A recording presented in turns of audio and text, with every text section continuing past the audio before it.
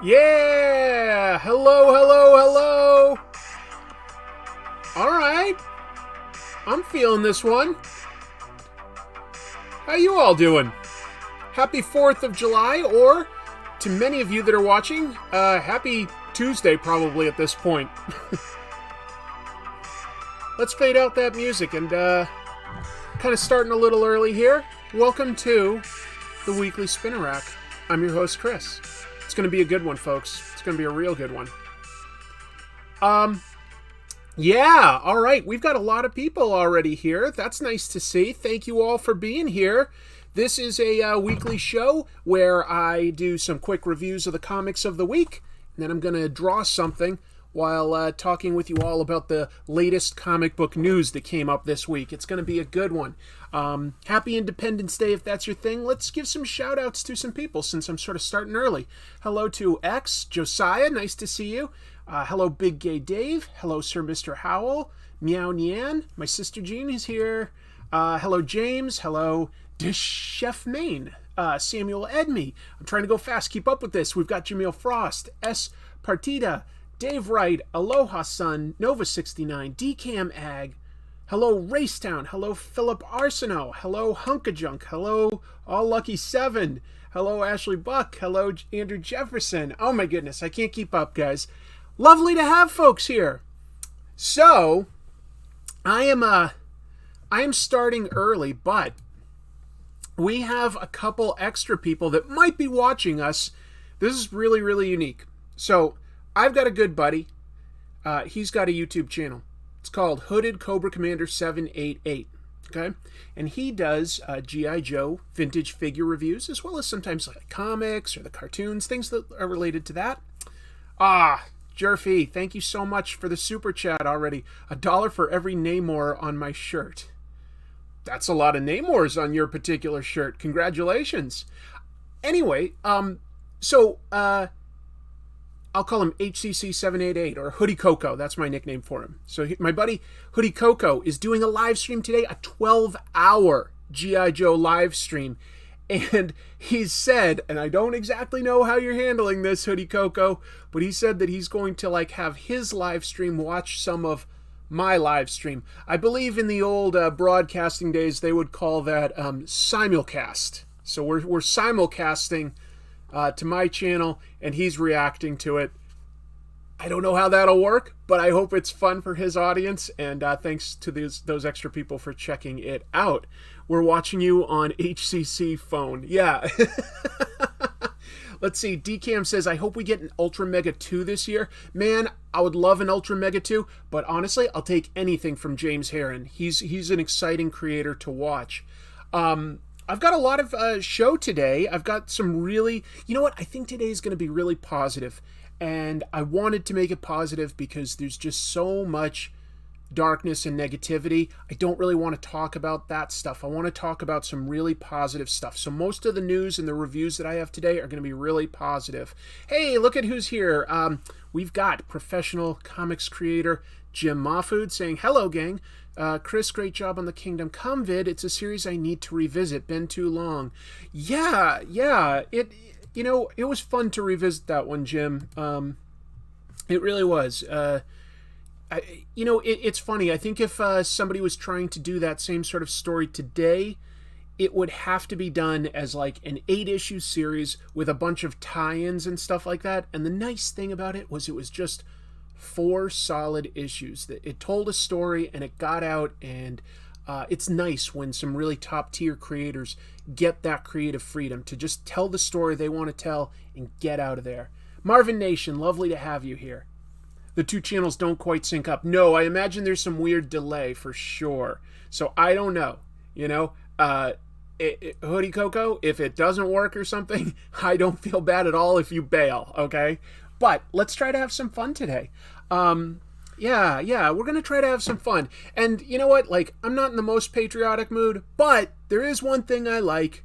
It's what I would classify as a guilty pleasure, and that's professional football, so I threw on my New England Patriots jersey. Folks, I grew up in Boston. You legally have to be a fan of the Patriots, the Celtics, the Bruins, or you're going to just get your ass kicked. So, I grew up, I'm exaggerating, but I I do. Football, hey, since he's here, let me give credit, because honestly, my friend that came up with that phrase is Hoodie Coco here, and he's here in the chat. He called football a guilty pleasure, and that's such a perfect description for it. Because do I feel guilty watching it? I do. There's a lot of head injuries that I am not a fan of at all, but it's just a game that I love. It really is. It's a competition that I love, so I feel guilty, but I watch it. Josiah with a super chat saying, any chance of Shipwreck being in the Mad Libs? I wrote some Mad Libs for HCC 788's show, so I think he's going to do that later. So we'll see, Josiah. That's up to you. Let's get started with some comic reviews, because like I say, I've got a lot of show. I'm probably going to go right around 2 hours or so. I usually try to get the reviews banged out close to 30 to 40 minutes or so, and then we'll move on to the news and some art. And you know what? I don't always say what I'm going to draw, but today I've sketched out Baroness from G.I. Joe, because in addition to my friend HCC 788 doing his show today, he's organized an entire G.I. Joe themed month. Every single July, he gets dozens of creators to create G.I. Joe related content, and it's called Cobra Convergence. So this is my very light contribution. I'm drawing a Cobra character that I think is badass. I'm gonna be inking this Baroness that I sketched out today. Yeah, that's cool. I'm not getting to go down to San Diego Comic-Con, Philip. I bet you Jim is, but no, I'm not. I have read Last Ronin, TMNT Last Ronin, Red Dragon, liked it quite a bit, reviewed the individual issues on this show as they were coming out, and my understanding is the hardcover that's coming out is quite nice. Let me start with this book that I discovered recently. Only issue 2 of 8 is out so far. 8 Billion Genies. Folks, this premise is incredible. So, one day, every single person alive gets their own genie, who will grant one wish, okay? And a lot of the characters that we follow are in a bar. Let me jump forward to that, okay? So they're in this bar called the Lampwick, okay? In St. Clair Shores, Michigan. And the owner of the Lampwick is a doomsday prepper. So when this happened, he thought fast and decisively. He said, any wish that's made can't affect the people in this bar or the bar itself. Genie said, okay, sure. So all sorts of chaos is going wild out there. You know, kids wishing for like tons of toys. It's like a total waste. People look outside and there's giant bananas and corn fighting each other. Somebody wishes for a truckosaurus that's going crazy. And now it gets into people asking the genies like, well, you know, like, how does this all work? Okay, so we're in the first few minutes of this. Oh yeah, my sister is named Genie, and she grants 3 wishes, so that's nice. These genies are cute, but, like, who knows what their motivation is, where they've come from, why they chose now. That hasn't been explained yet. We cut to the President of the United States, who has, like, one of his generals wish for the United States to be the #1 power in the world now and forevermore. Nothing seems to happen. The genies then explain that if 2 people wish for the same thing, it cancels each other out. That's how they're going to play it. They were like, well, we could make all sorts of alternate dimensions where all this is happening, but we're keeping track of every wish to see what happens, and that just felt like too much work for us. So, you know, when all these nations, basically every nation in the world, wished to be the #1 power, they canceled it out. What did I wish for, Chris? You know, here's the thing. Now that I know these rules, you know, I'd love to wish for world peace, but my wish might be canceled out by somebody else that like wishes for a zombie apocalypse or something. So you sort of you got to be very careful and strategic with your wishes. And so now that a few minutes have passed, those people that haven't made their wishes yet are starting to think strategically, like wishing for their dead mother to come back. Well, that you know, and there's no monkey's paw to it or anything. They get their wish, but let's see what happens. That's a cop-out. Maybe, but there are still conflicts that are arising, Black Phoenix. All I can say is it's a really cool premise. So cool that this will now be... I've got some news about this in my news segment. I do give this a strong recommendation. Now, Charles Soule and Ryan Browne have worked on a book before. That was called Curse Words, which came out from Image, and that got a lot of good reviews. And I think I have the trade paperback and haven't read it, but it was supposed to be very good. 8 Billion Genies, it's wild. It's really, really fun. You can't wish for more wishes, Victor. There are a couple little rules. Uh-oh. My show just got the transmission is hijacked for Cobra. Let me see if I can do a Cobra Commander impression. Oh, how it pains me to see this show taken over. Something like that, right? I loved Chris Latta's Cobra Commander. What a whiny snot. It was great. Here's another one that I picked up. I like the character of She-Hulk.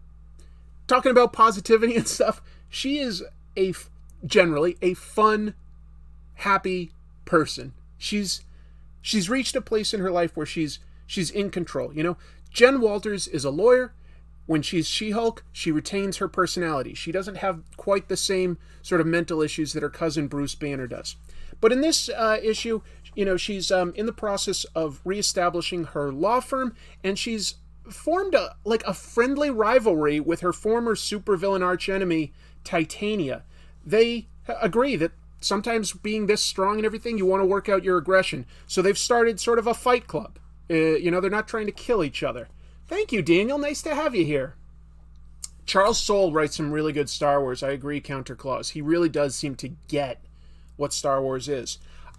The art in this is fun. It's happy. Jen Walters is in the process of reestablishing her law career, okay? And so she's working for a former sort of frenemy in the legal world, Mallory Brooke. But Mallory's like, we're doing regular straight law. We're not doing superhero cases anymore. That stuff is wild. But of course, who are all of Jen's clients? You know, she comes into work on her first full day and she's got Shang-Chi and Mr. Fantastic, Moon Knight, Spider-Woman, you know, like all these goofballs are in one place, and she's like, no, this is not what she's like, I'll help you all, but quiet, you can't all be here. They're allowed to talk about Fight Club a little bit, in this case, Andrew Jefferson. And then there's an ongoing subplot with a character that, like, I don't think has ever been anybody's favorite character. He's been a supporting character, right? Jack of Hearts. A cosmic guy who goes through space kind of like, you know, Silver Surfer, Adam Warlock, the Guardians of the Galaxy. And he has been an Avenger.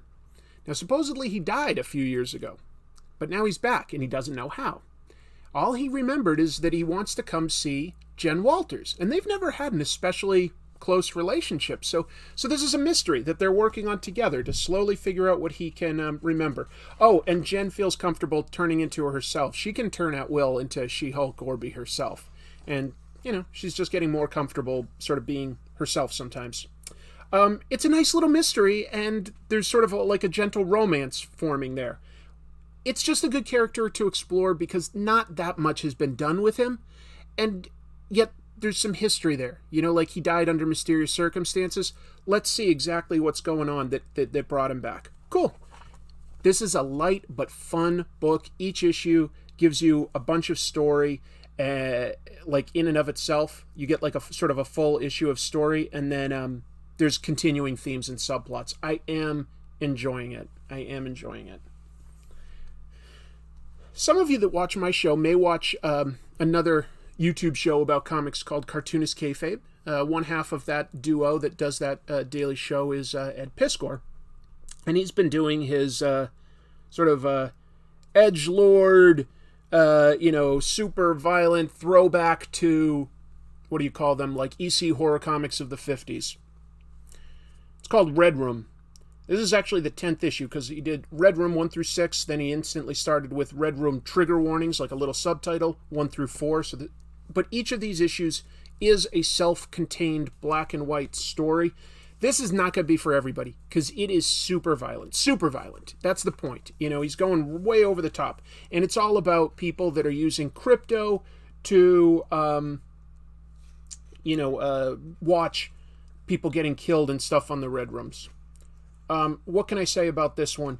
It's a mystery that has a twist, and it's a mystery that's told in like 5 or 6 little mini stories, focusing this time on the people that watch this stuff. Mr. NFT, exact, yeah. It's not for everybody. I'm enjoying it. It's super black satire, folks. I feel like I can't even linger on some of the images in this because it's so brutal. It is doing well. I like it, but I like horror, and I like sometimes exploitation type stuff, and that's what this is. So your mileage is going to rise and fall based on how much you like sort of exploitative horror type movies, okay? Not the classy ones like, The Shining or something, but we're talking like the trashy B-movie stuff like, Nightmare on Elm Street 5 and Halloween 6, etc. It is sort of splatterpunk. It's not for everyone. I'm being upfront about that. I think it's an interesting experiment. I do think that Ed is growing as an artist and a writer. He's telling complete stories. He's getting their personalities down really fast. But it's very trashy. The dialogue, the violence, it's very trashy. Yeah, Black Phoenix saying it's too dark for me. I get it. Moving on, I recently did an episode about how much I loved Mike Allred's work and talked about his early years creating Madman. Well, he's still growing as an artist, in my opinion. Maybe I didn't make that clear in my video, but I do think he's still evolving. You got me, Tari. I'm trying to celebrate like just this much. The X-Cellent. It's a sequel series to a book that's over a decade old now. X-Statix. Same writer, Peter Milligan, same artist, Mike Allred with his wife Laura on colors, and this sort of focuses on both the good guys who are called X-Statix and these upstarts that are basically villains called the X-Cellent, and they're both vying for social media popularity. This issue really focuses on this guy Fluff, who's part of the bad guys, the X-Cellent, but he's trying to usurp the power from Zeitgeist. You may have seen Zeitgeist in the Deadpool 2 movie. He spits acid. Why is he called Zeitgeist? It doesn't make sense. All right. Oh, cool. Brandon Cash, appropriately giving me some cash, saying, "Hey, Chris, I watch all your videos even though I never catch a live stream. You're a great guy and an awesome YouTuber. Keep up the great content." Thank you so much for the support and the kind words. That's the kind of stuff that sincerely keeps me going. I'm being serious about that. Let me see if I can like fit this to the screen a little better. Can I? Yeah, maybe a little more like that, like fits it more for you guys.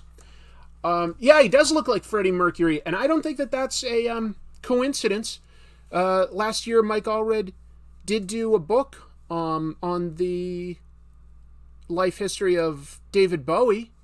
I'm sure that, Freddie Mercury is also like a musician that has inspired him. He's talked about how music inspires him. In the chat room, we've got Jim Mahfood. When I interviewed him, Jim talked about how music was an inspiration for him as well. More power to people that are inspired so much by music. I love music.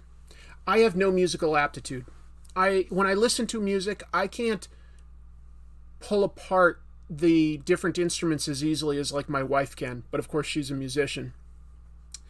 Of course I listen to music. Everybody loves music. I love music. But I don't hear the differences when I'm like, oh, is that a guitar? Is that a bass? Is that a piano? Is that like what's what? It all mixes together for me, and I can't really read music. I can't carry a note very well when I sing, so I just don't have that aptitude. But I love music. I think that Mike Allred is very influenced by music, and I love that as an influence. I do.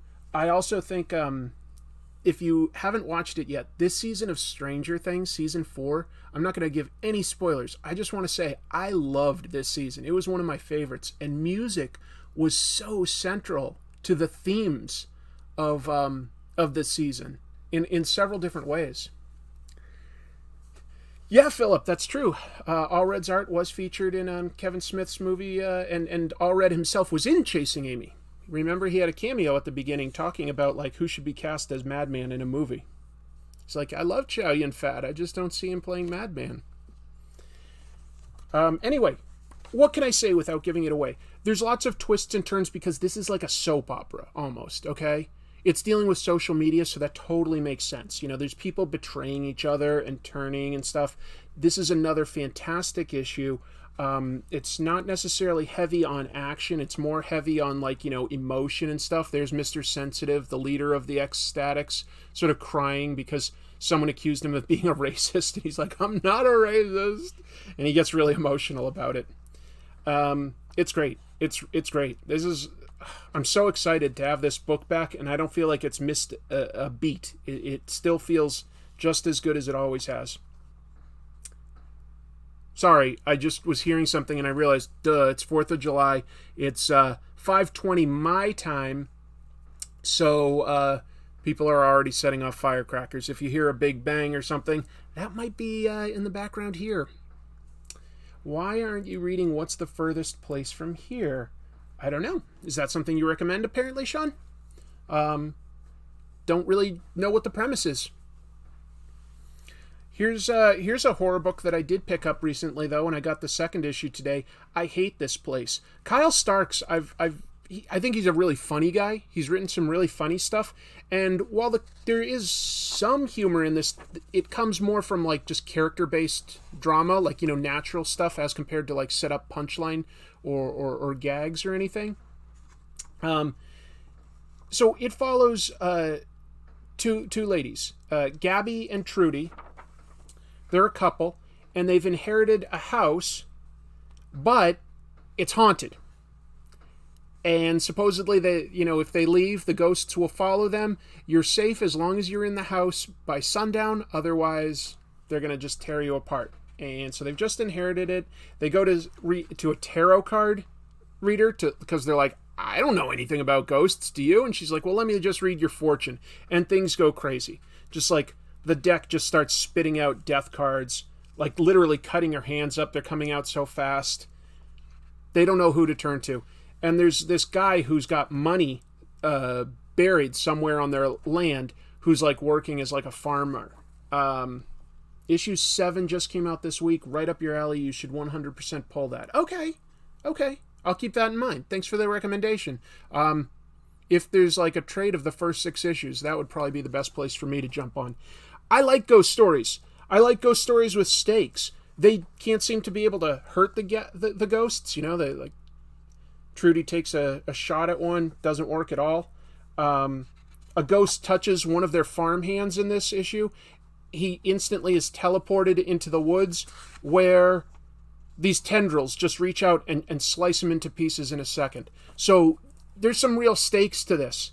And it's just like, how do you solve this? Well, they call a ghost hunter, a guy who has like, I don't know whether it's a YouTube show or like, you know, a ghost hunters type of show on cable, but he's a ghost hunter. And so they're just looking for help. And it's a funny idea. Like, if you had to deal with ghosts and you hadn't believed in ghosts before, it's like, who do you turn to for help here? Who would you turn to? It's a weird thing to figure out. Infinity says, Chris, do you ever back crowd-funded comics and show them off like this? If not, that would be a little nice way to support little creators. There are some great comics on Kickstarter and Indiegogo. Of course I've supported some crowd-funded comics. Absolutely I have. Let's see, the last one I think I did was something called Miracles. That was pretty good. And the other week, actually, I talked about another one that I crowdfunded. I don't know if I still have it here. It's actually more of a book by Shelley Bond on how to edit comics. Yeah, I don't know where I put it. So I definitely do stuff like that. And at some point, I'll probably get myself a P.O. box so that people can send that stuff to me. There's too many crowdfunded comics out there for me to just support them all. Like, financially, I could never do that. So it's tricky. What's my overall opinion on Al Ewing?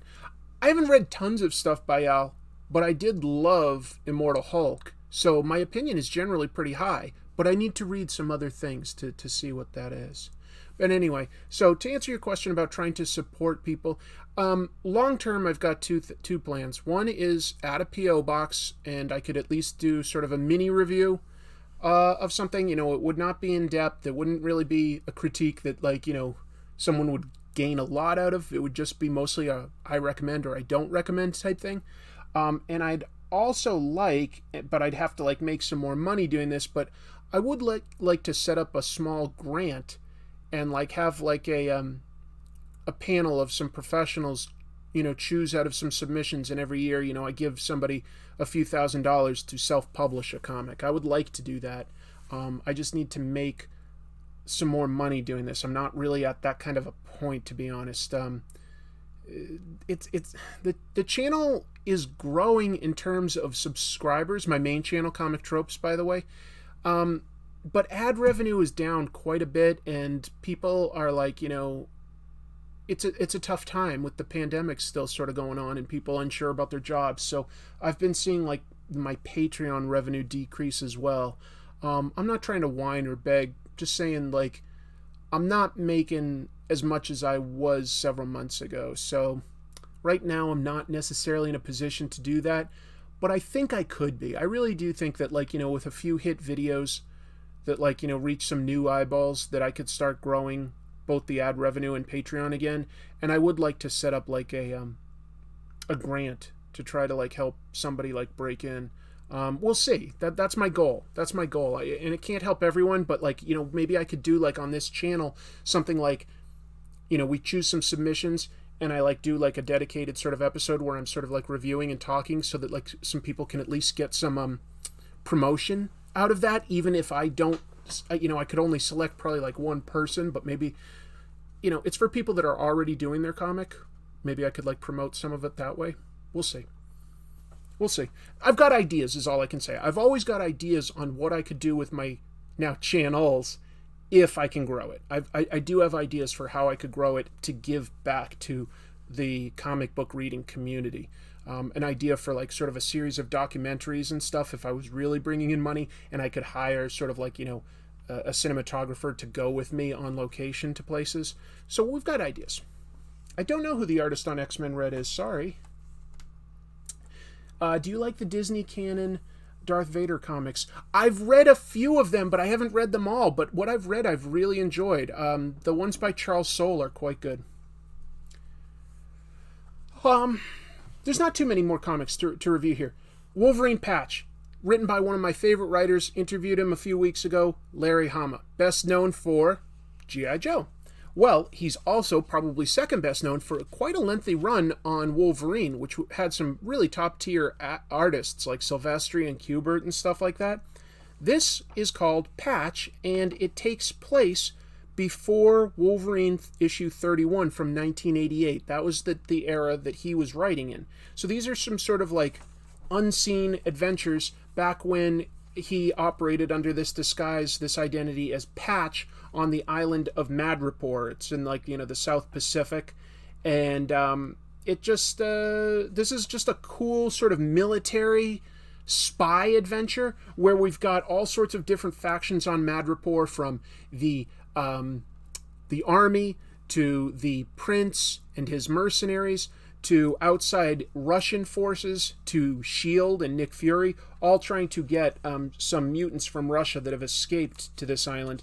Wolverine's in the middle of it, trying to protect it. This artist, not super familiar with them before this. Their name is Andrea DeVito. It's great. It's really good. It reminds me of Mark Bagley a lot, to be honest. Reminds me of that. Clear, good amount of detail, not overly done.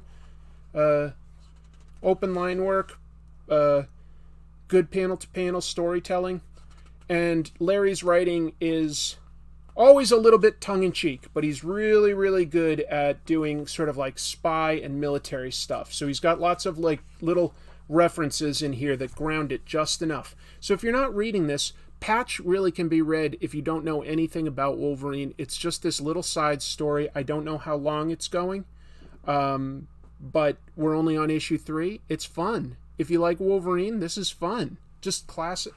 Is an eye patch really the best way to hide your identity?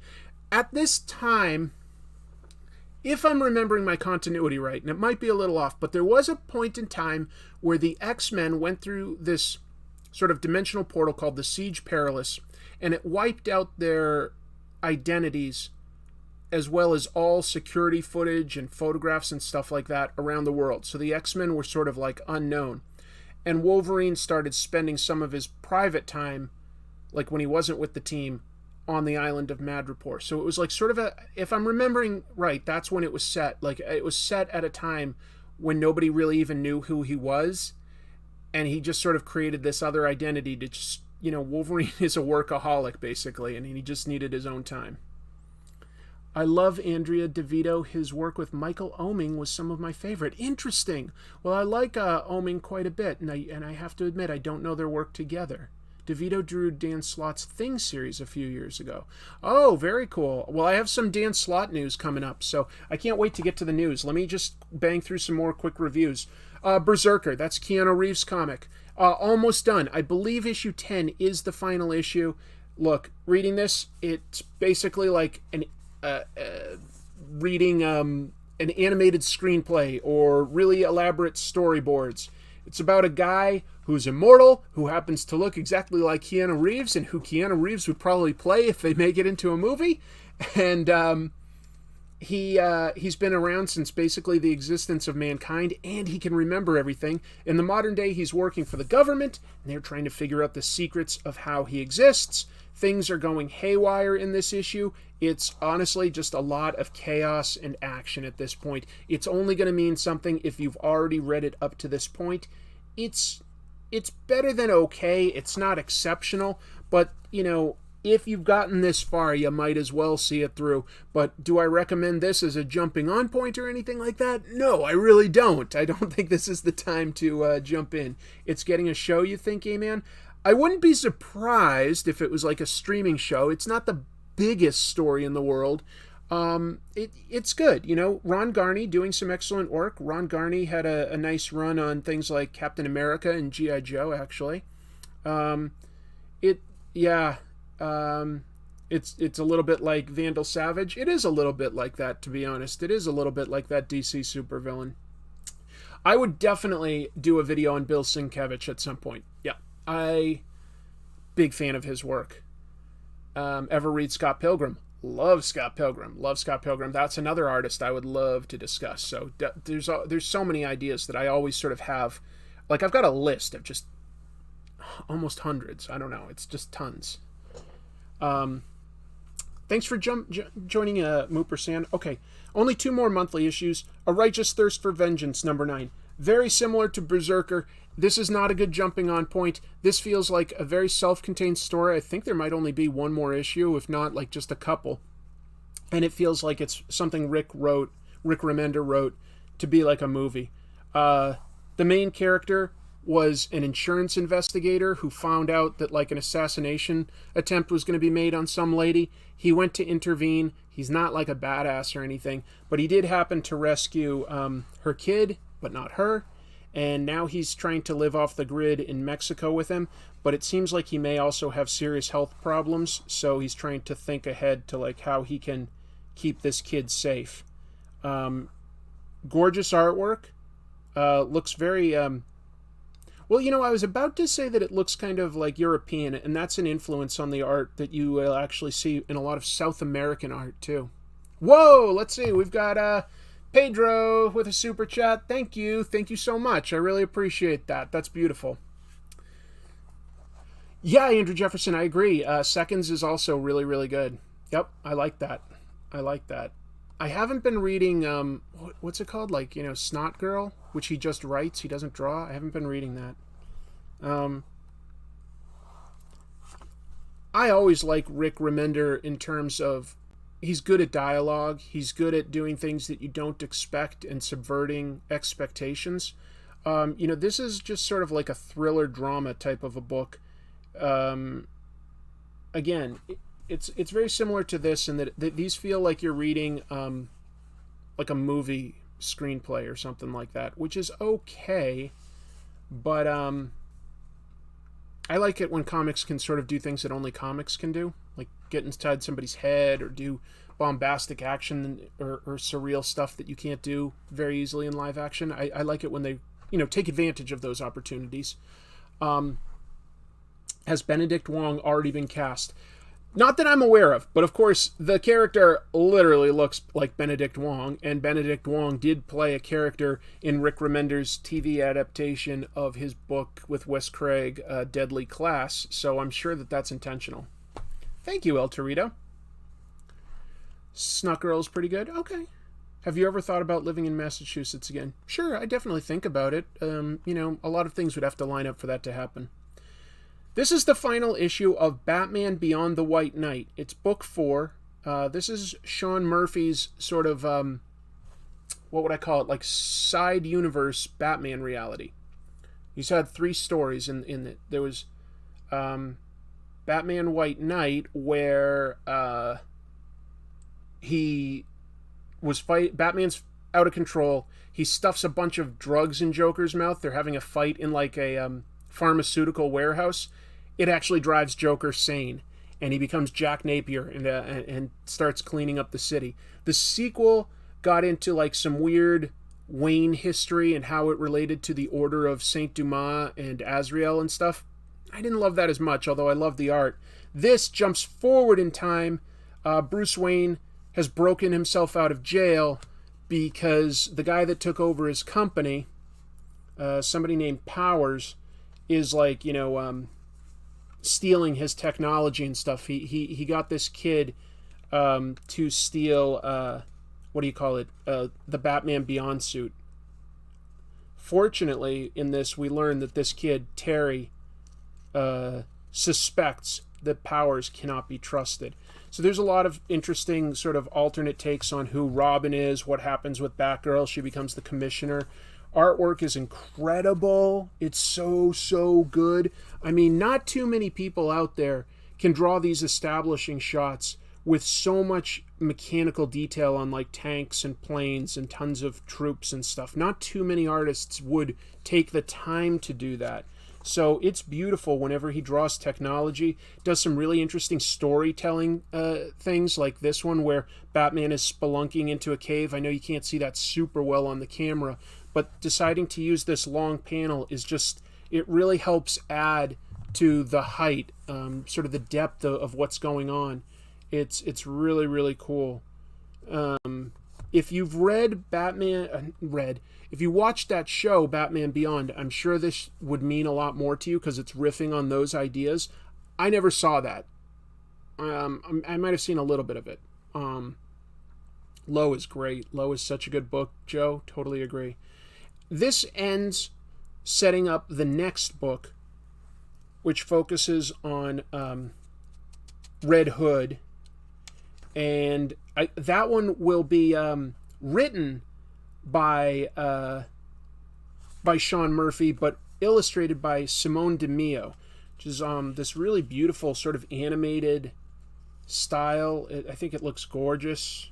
We'll see like what happens with this. Did you read most recent 2 issues of Berserk? I haven't yet because I'm waiting for it to come out here in English. And I don't read like fan scans and stuff like that. That to me, that's pirating. So I haven't seen it yet. Anyway, it's good, folks. It is good. I definitely give this a strong recommend. Couple other things that I read, and I'll give quick reviews. Latest issue of My Hero Academia, Volume 31. If you like superheroes and manga, well, there's not a lot of superheroes in manga, so this is pretty unique there. This is a lot like X-Men, for good and for bad. Now, initially, I loved this book because it focused on a bunch of students going to a high school to train them in their powers, and it reminded me, these are like a bunch of the students, it reminded me of New Mutants. It's really gotten a lot more epic since then. There are so many characters in this story. The art has honestly gotten better over the years, which is great. The art is fantastic. I like the characters, but there's just so many. Like, we're being told that like all these superheroes got killed off. I'm like, okay, I recognize that one.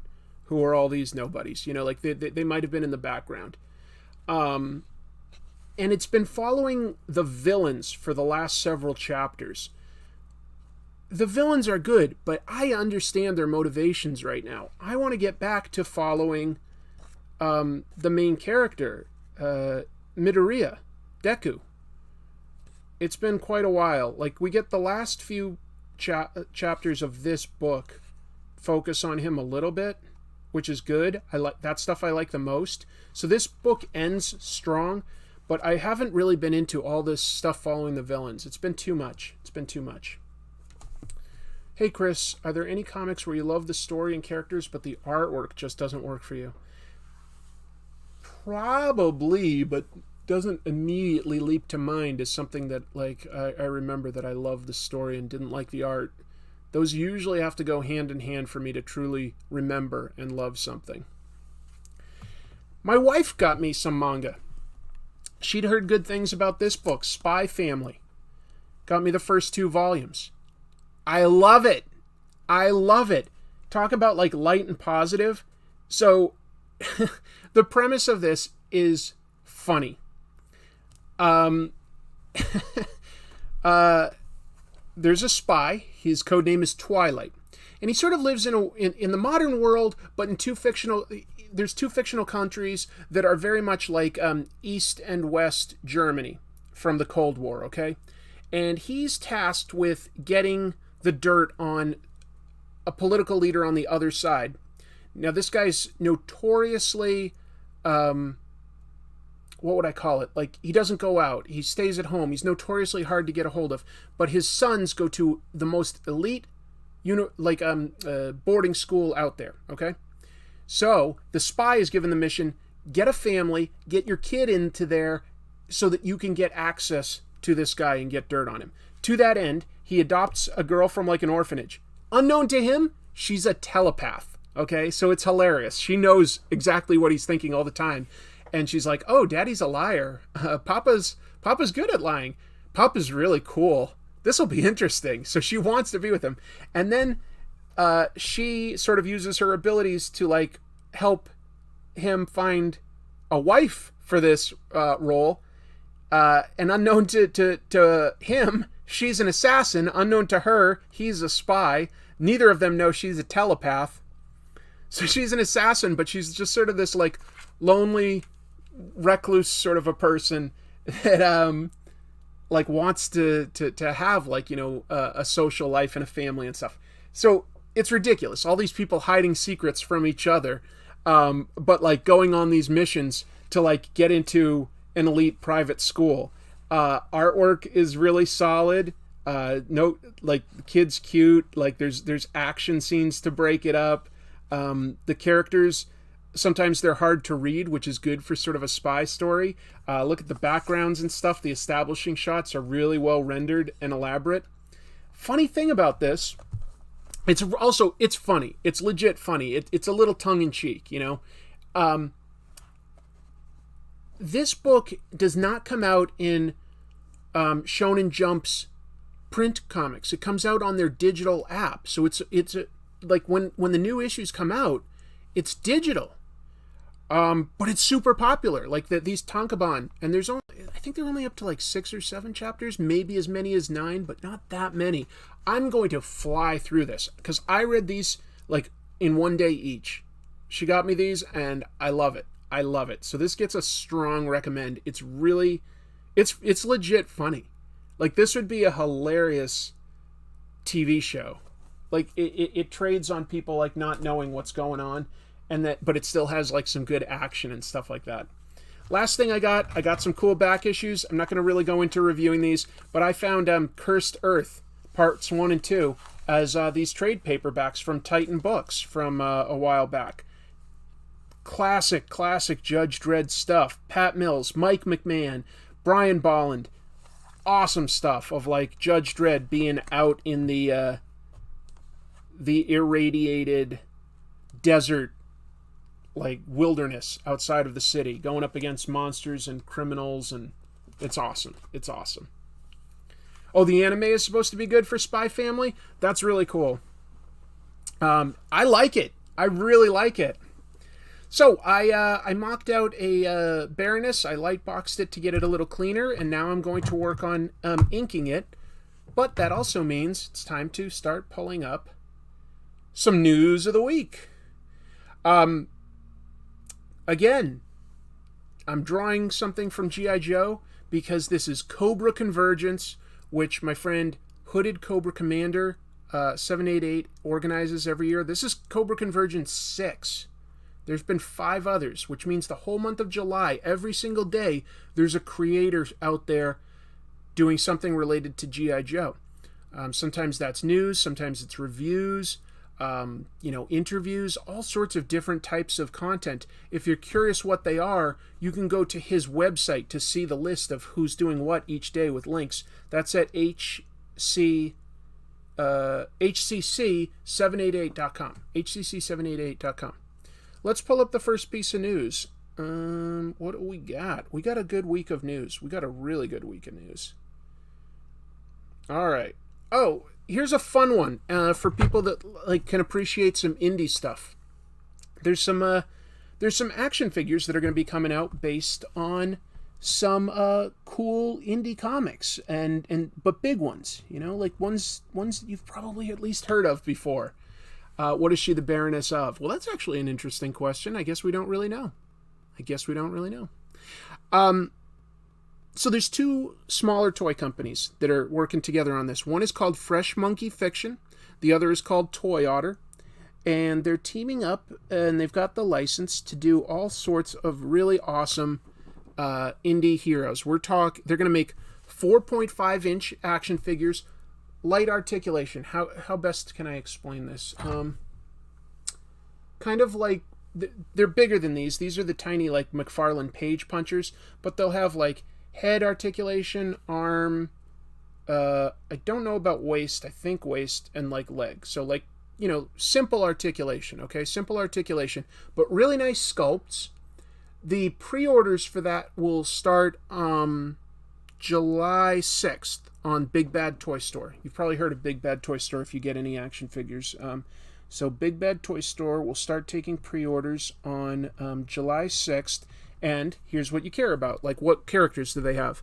The Rocketeer, the Goon, Cassie Hack, the Tick, Mr. Monster, Madman, Grendel. These are some big characters as far as indie comics go. I think that they look nice. I think that the sculpts look really, really nice. It looks like they've got their stuff together. So who knows? But I think that would be fun. Let's see. My sister's joking around. When is Todd McFarlane and Seth MacFarlane going to do a comic together? There you go. McFarlane times 2, right? But anyway, if you're into any of those indie characters, I love the Tick. I love Madman. I've done episodes on them. Rocketeer is cool. Grendel is amazing. Did an episode on Grendel. Lots of cool characters. Cool to have them get an action figure. Big Bad Toy Store, July 6th. And the line is called Long Box Heroes. Long Box Heroes. So, knowing all of that, would any of you get any of those figures or any of those characters that you would like a figure of? Did you see that Berserk is going to continue? Talked about that a couple weeks ago. It already is continuing, just for the record. There's new chapters that have already come out in Young Animal. So I'm excited for that. I really am. I think that they're doing it in a respectful, smart way, and I can't wait to see what happens.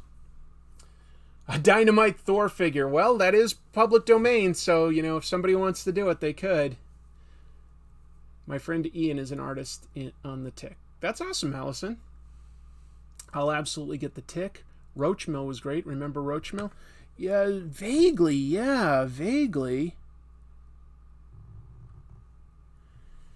I finally made it. Too bad it's because of COVID. Oh, Gray, I'm sorry to hear that. Andrew Jefferson with a super chat. Chris, you seem like an expert. Who would win, Godzilla or Charles Barkley? Well, if they're the same size and they're playing basketball, you got to give it to Sir Charles. Now, if they're both their appropriate sizes, Godzilla would step on Charles Barkley, and that's that. But if Charles Barkley could grow to Godzilla stature, and that they could have a good basketball game together. Yeah, I think Charles Barkley's going to win that one, actually. It's a great question. Thank you for the super chat. Yeah, Grendel figures. Just the main one, Hunter Rose. The Hunter Rose Grendel. That's, like I said, Longbox Heroes, July 6th, Big Bad Toy Store. If you wanted something like that. And why wouldn't you? Why indeed?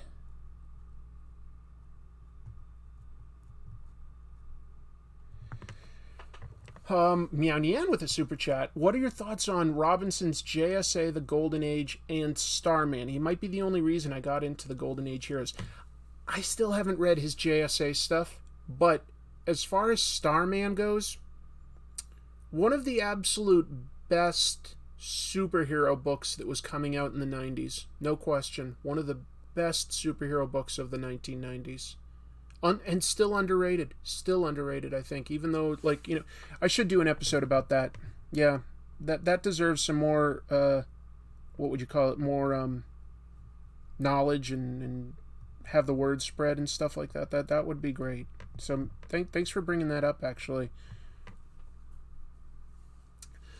I'm not sure that's a fair match unless Godzilla is given designer sneakers. Well, in the comic book, because there was a comic book where this happened, Godzilla did have designer sneakers. Yes, in case anyone didn't know, this actually did happen in a comic. I think Dark Horse published it, if I'm remembering right. I'm sure I am. And yeah.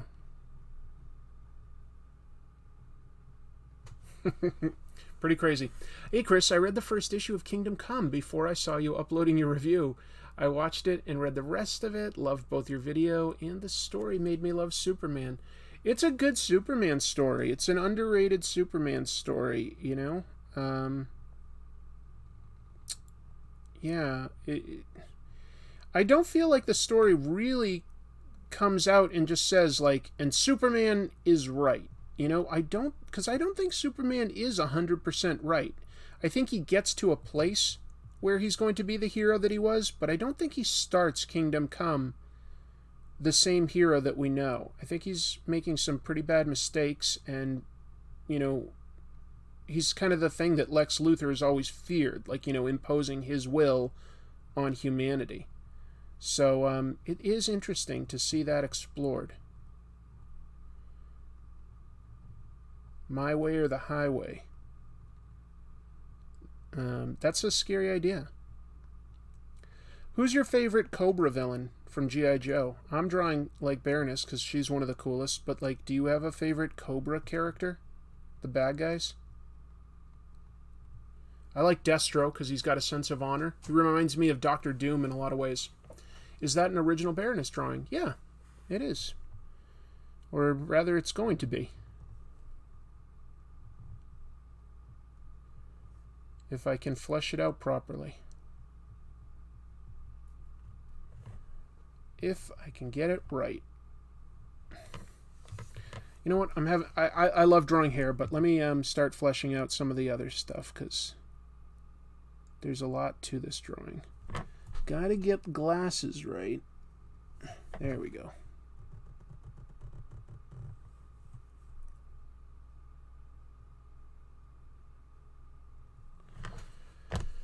He makes concentration camps in this story, right? What are we talking about? Oh, Mark Waid's Irredeemable. Firefly is my favorite villain. My favorite Joe villain is Serpentor. Serpentor? Well, I guess he does command you to like him. What's my opinion on Howard the Duck? Well, I did a video on Howard the Duck. I think Howard the Duck is pretty darn funny. Yeah, I didn't care for Thy Kingdom Come by Jeff Johns too much, Mian Yan. Maybe I'm a jerk for that, but I didn't love that one. Here's a small piece of news, but I think it's pretty fun.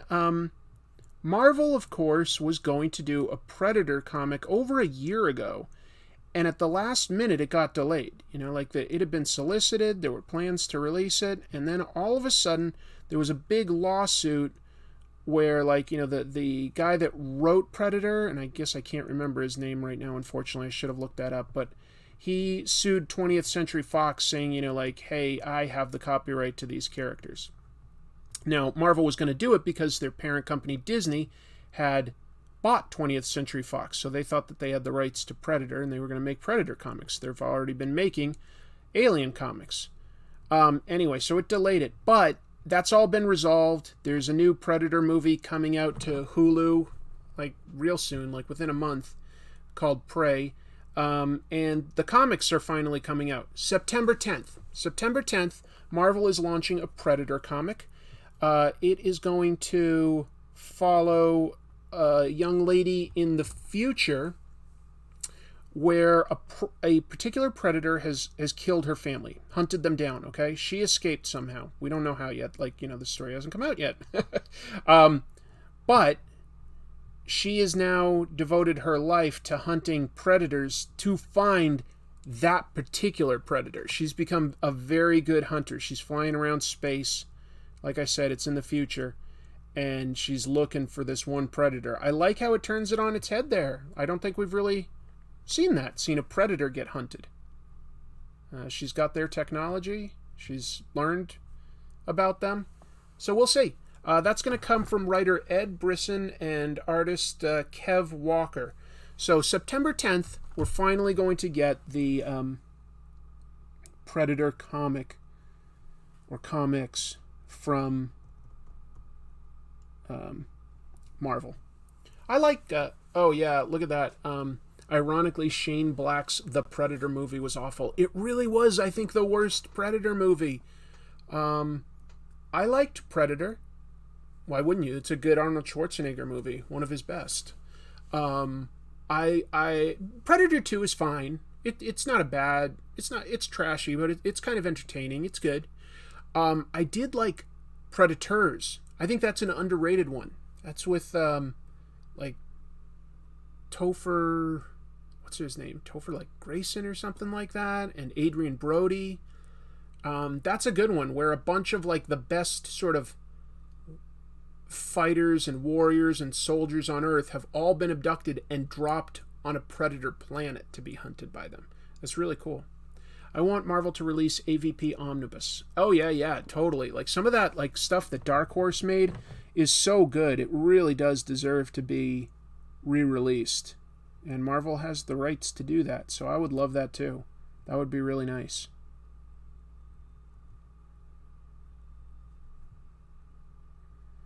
I like the Predator. I guess, I'm trying to think. Whenever I think of the Predator, because Dark Horse made those Alien Predator comics, I think of both of them whenever I think of one. And I'd say I slightly prefer Alien, because I think it's just, the first two Alien movies are just so good. But, yeah. Predator's pretty cool too. And no spoilers, but if you like that stuff, either Alien or Predator, you might like the latest episode of Star Trek Strange New Worlds. That was really awesome. I really like Kev Walker's art. He has worked for the comic 2000 AD for many years, says Super Laugh Hard. Absolutely. All Lucky 7 says, I'm looking at some action figures on Big Bad Toy Store here, and I have to say that finally someone nailed the Lion-O look. Super 7 in this case. Thundercats Ultimates version 2 is the name of the line. Well, that's good. The Predator has some good ideas, but the execution was horrible. I think that the first one's pretty badass for an action movie. I thought Thy Kingdom Come was okay, but I wasn't sure where everything was really going or what was the point. Yeah. I get that.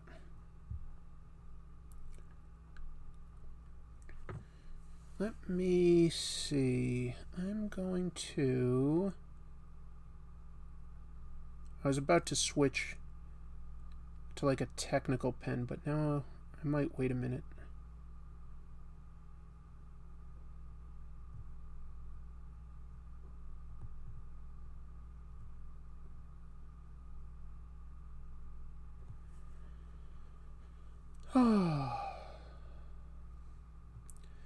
How's everybody's day going? Are you doing anything for the 4th if you're here in America? I'm not. I'm just doing this. Just hanging out at home. But I'm glad that some of you are here. I didn't know if I'd honestly have anybody here watching today.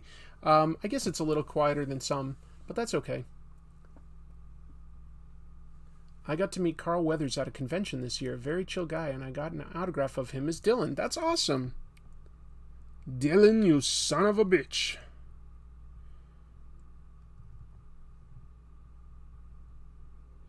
You know, there's a channel out there that I enjoy that, like, sort of does interviews with people about toys. It's called Peg Warmers.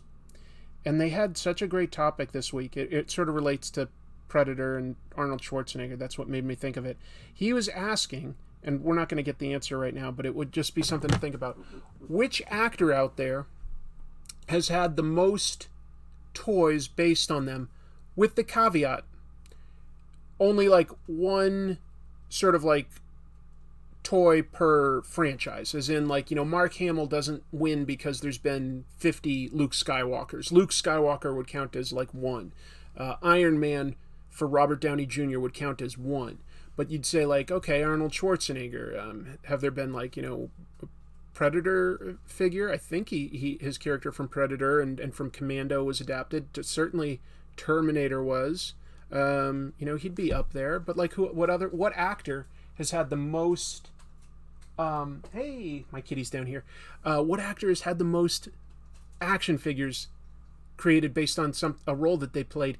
And if you count voice acting, I really think that Frank Welker might win, but that's just me. Who have been your favorite creative teams to have worked on Batman over the years? Jim Starlin and Jim Aparo were a really fantastic team. Frank Miller and David Mazzucchelli is way up there. Let's see what else was really good. I missed the era of, like, Alan Grant and Norm Brayfogle. They were really good. That's obviously just like when I was coming up. What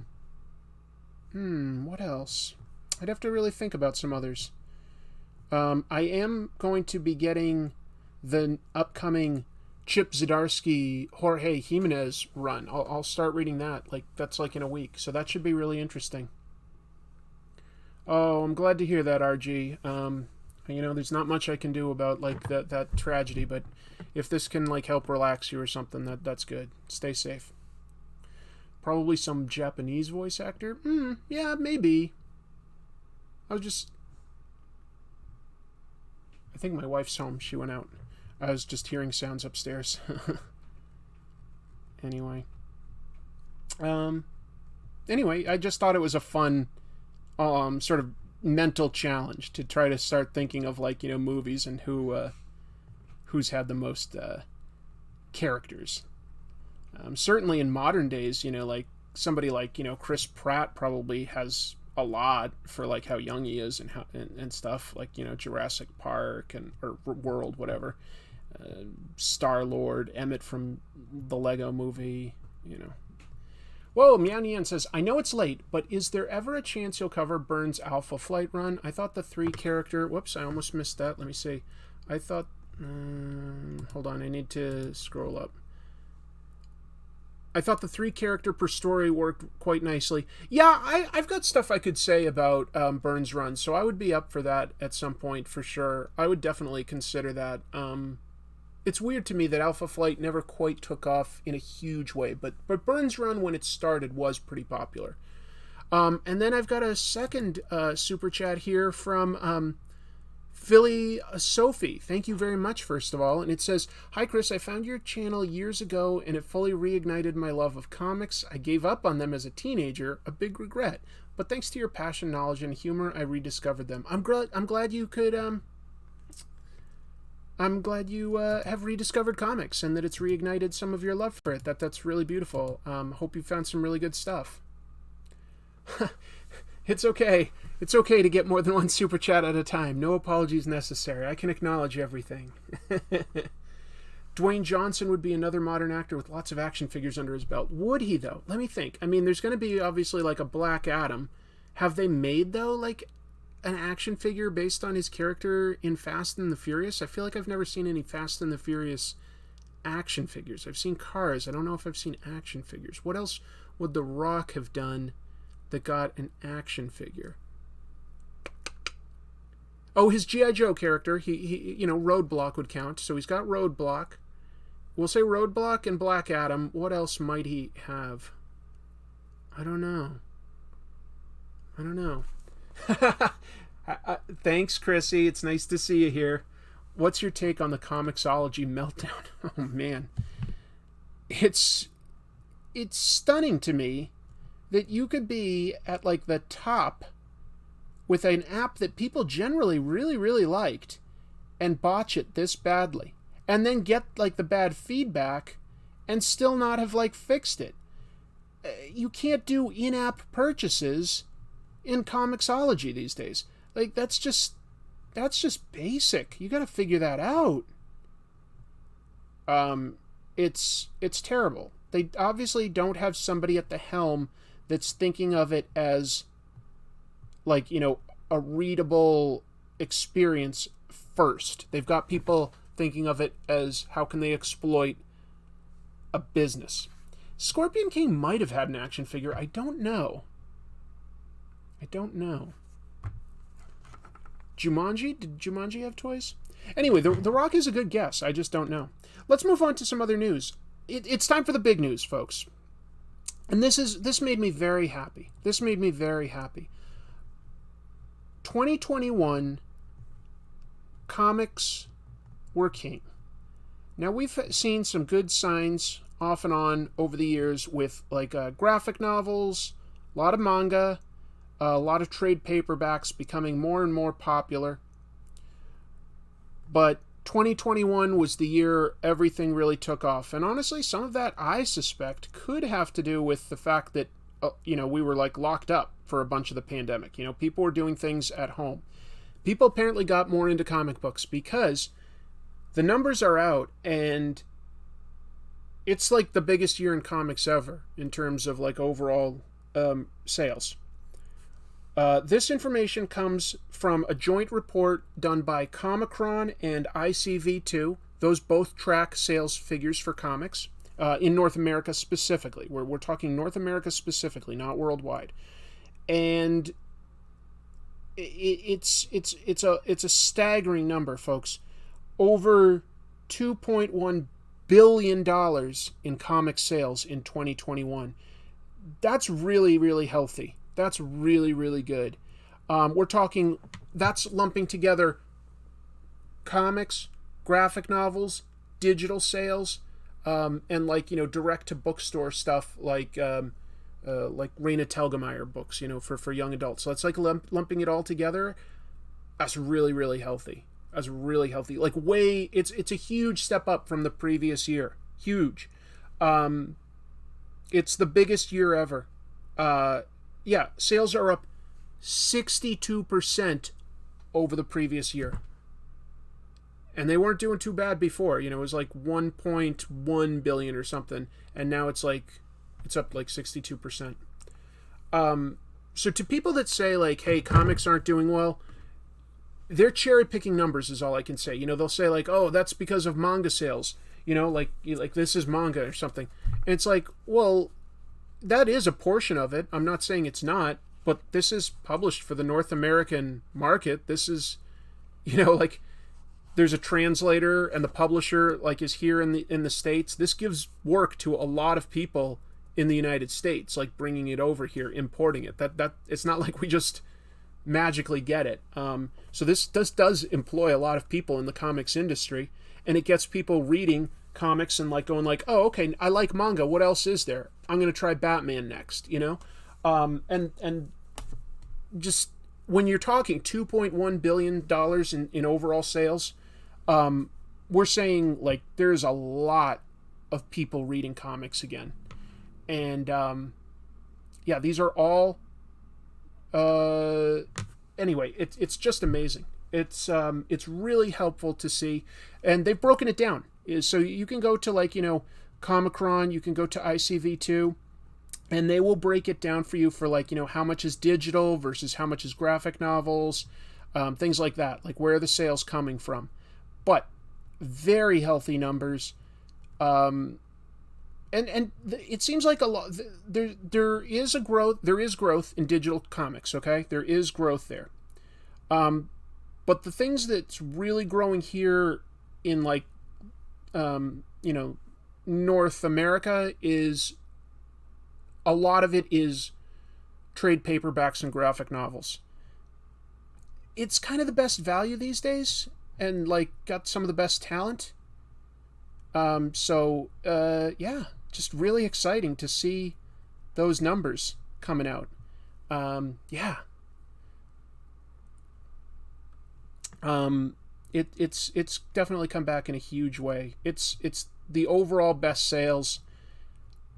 When you see that, like, even if like a company is struggling, even if there is a company out there that's struggling, this proves that there's an audience out there that's growing and can be exploited if it's catered to properly. So, we may see some big changes in the years to come in terms of like, maybe more focus on something like digital. We might see that. We might see more of a focus on complete stories coming out in a trade paperback for like $10 as compared to like, 6 issues at like $4 or $5. We may see that. The economies of scale may justify that over time.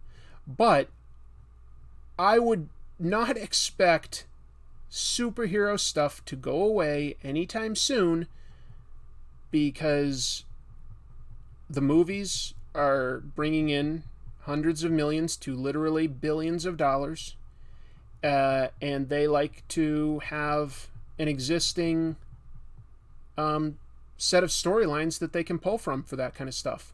So I sincerely think that like this proves there's a lot of an audience there to talk to, and I was just really excited personally to see those numbers. I was really excited to see them. What do you end up doing with your sketches when you finish a stream? I think your stuff is pretty great. I don't do anything with it. It's just sort of stacking up, and at some point I'll probably have to recycle it. I tell you what, like if I ever went to a convention and like tabled, I'd bring it to sell. I'd be happy to sell it, but I don't have the time to go to the post office and just mail out stuff. I just don't. I wish I did. I just don't really have the time to do that. So, it mostly just sort of gathers dust. If I could ever find out a way to sort of get a fulfillment house, basically, where I could just sort of like give my merchandise and give my original art, and then like just sort of give them a list of who gets what, and they take care of mailing it out, I would do that. But I don't know. I haven't found anyone that makes that affordable yet. Anyway, there should be a complete rethinking of digital comics. Creating pages to a 7x11 format for a digital screen seems weird for a digital format.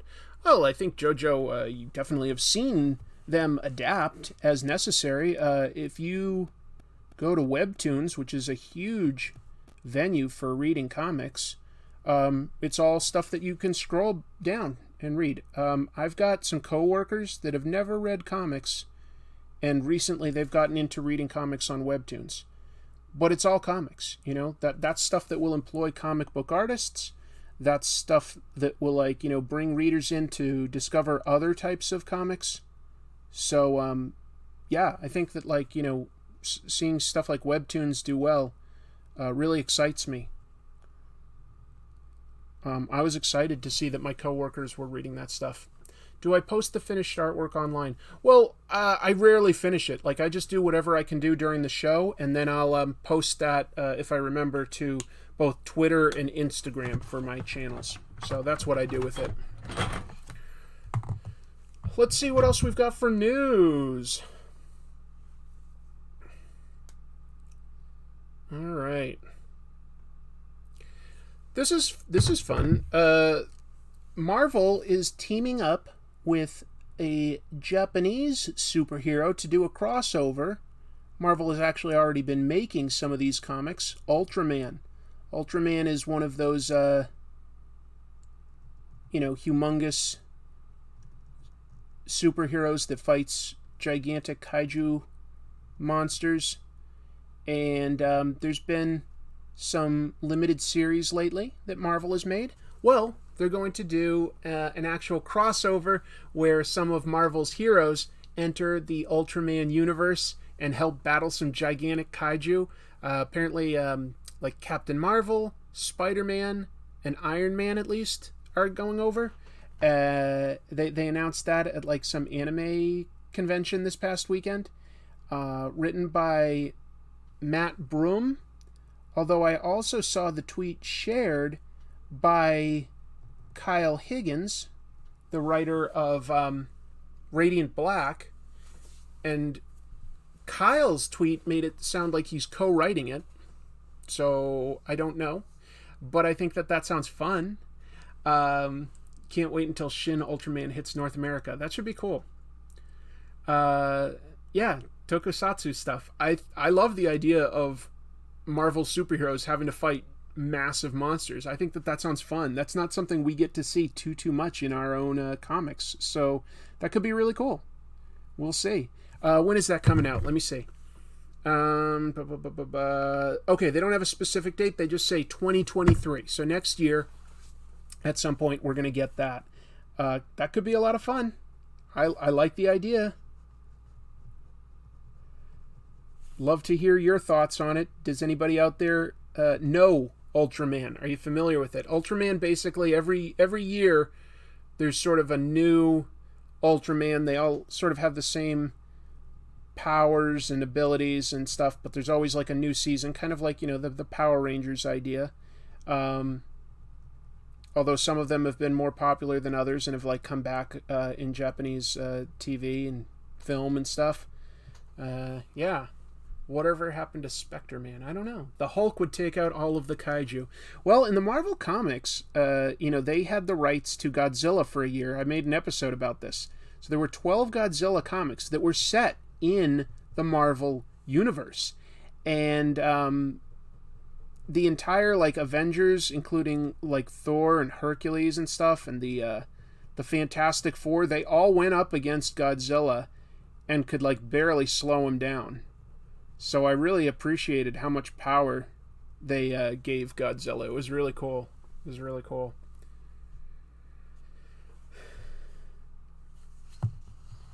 I remember Ultraman from way back when I was a kid. I am working on a Sentai Kaiju book right now, and Ultraman is fun. I used to watch Ultraman regularly as a kid. I kind of grew up with Ultraman as a kid. Let's see. I had the last issue of Marvel's Godzilla comic. Had him fight the Avengers. Yep.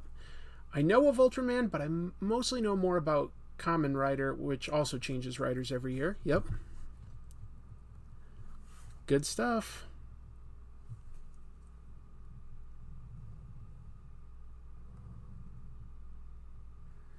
Good stuff, folks.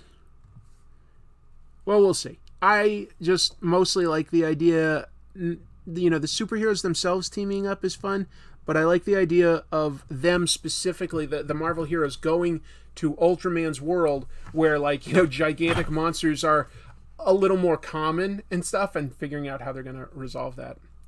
Is there any special meal or food associated with the 4th of July? Oh, that's right, Joe. You're from the UK, right? Thank you for our independence. I know you didn't necessarily give that to us voluntarily, but thanks anyway. That's a joke from my friend Hoodie Coco, by the way. Anyway, yeah, you know what's really common here is grilling on the 4th of July, specifically hot dogs and hamburgers. Those are like really common for us to have on the 4th of July. Kind of simple. But I think that those are the two most common, hot dogs and hamburgers on the grill. And there's other things that would be common just because of the season. You might have like, some corn. I don't know. It's going to vary like region to region with what they have. But yeah.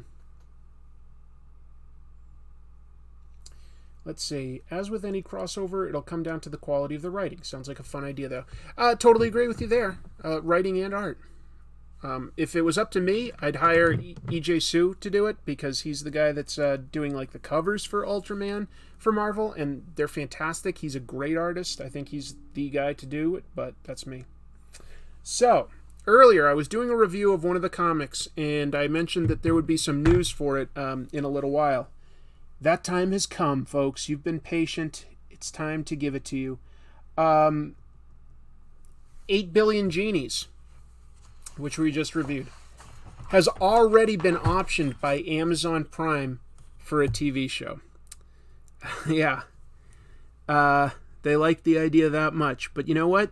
That's kind of the awesome thing about Image Comics. Like, you know, the creators own it. So if they sell it to those places, they get like all the money. There's no real middleman or anything like that. I think that that's amazing. So 8 Billion Genies. It's going to be an 8-issue series. We're only on issue 2 so far, but yeah, they're already working on trying to make it happen as a TV show, and I could totally see it working as a TV show.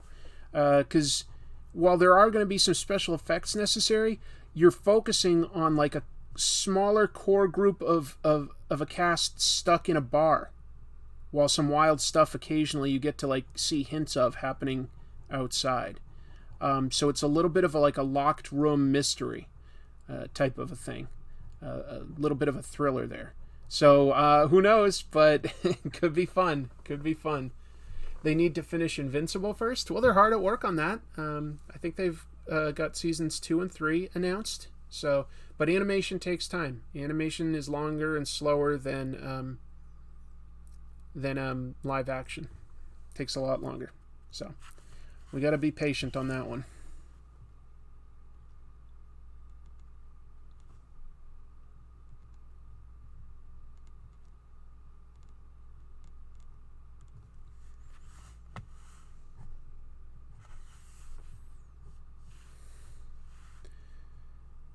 But I'm sure it'll happen.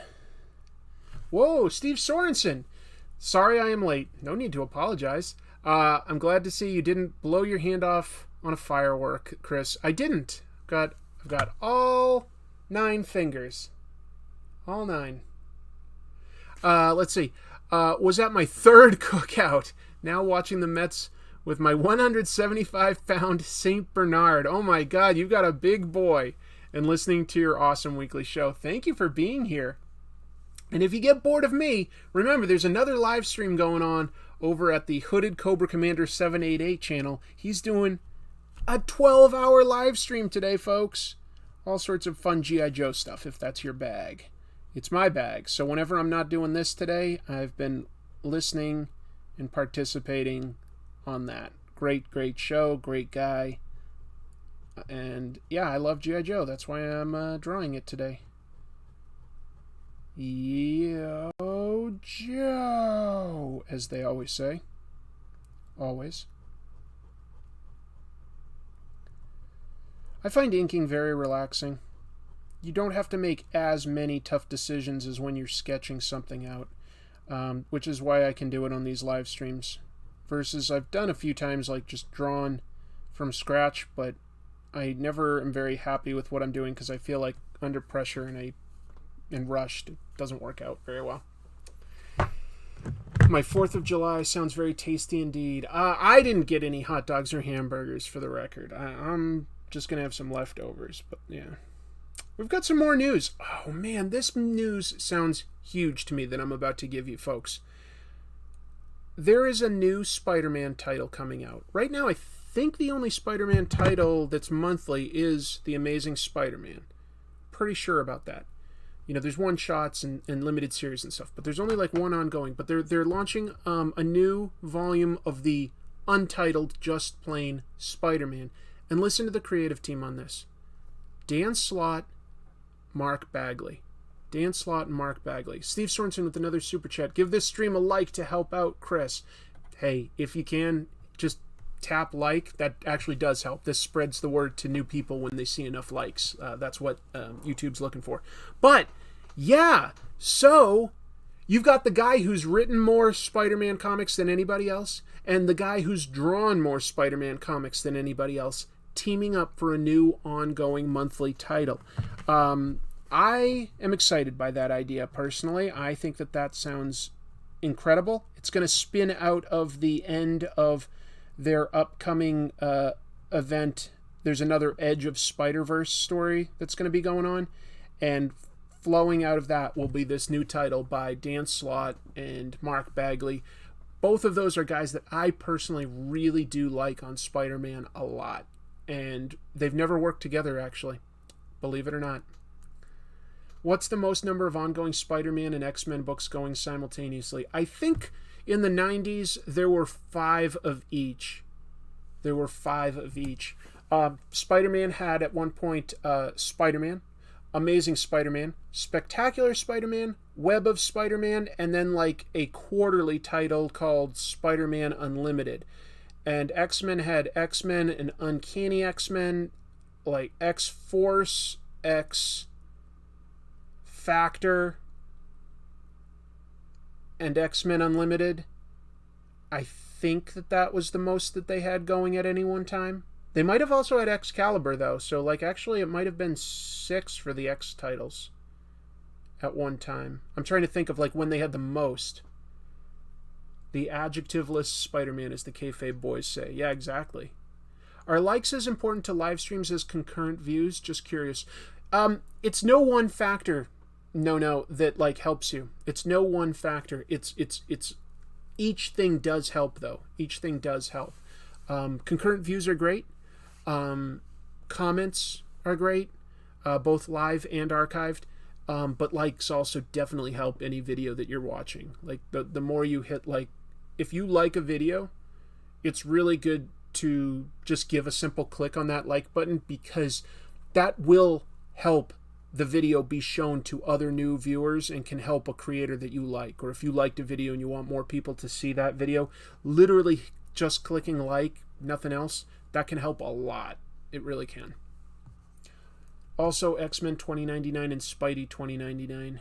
Yeah, there was eventually a Sensational Spider-Man, I know, but I think that they may have canceled one of the others when Sensational was going. No, I haven't seen Batman the Imposter. Sorry. Hickman's X relaunch had like 8 or 9 ongoings at the same time. You know what? Maybe they did, Andrew. Like way more modern. You're right. I'm thinking of the 90s, but like, because modern, they had like 2 X-Men titles. They had what? Did they have X-Factor and X-Force? They definitely had Marauders. What did they have? Wolverine. That's true. Like, I wasn't thinking. There was also the Wolverine book at the same time. There could have been as many as like something like 7 monthly X-Men books at some point. There could have been more, but that's interesting. There could have been more. It's a lot.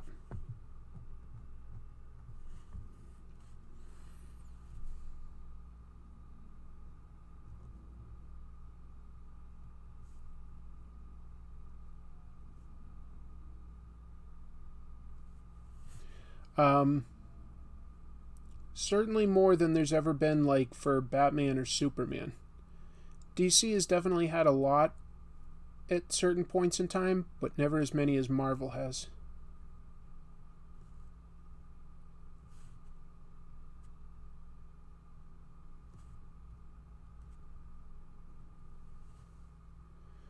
I'm just doing some fine detail. Let's take a look. I think Bagley and John Romita Sr. are the best Spidey artists ever. Who would be your top Spidey artists? Those are both way up there. Those are both going to end up in my top tier as well. My S tier. I might put John Romita Jr. up there as well. He's had a lot of good Spider-Man runs. It's not always perfect, but it's really, really, really good. As a kid, I did like McFarlane, and I really liked Eric Larson. Ditko and Kane are both fantastic. Ross Andrew is underrated. I'll tell you that. Ross Andrew is underrated. But the one that I'd probably put, like, because I do agree with you, like, I think Bagley and Romita Jr. and Sr. would be, like, somehow my top 3s. Yeah. Which comics are already on your top 10 best comics of 2022 so far?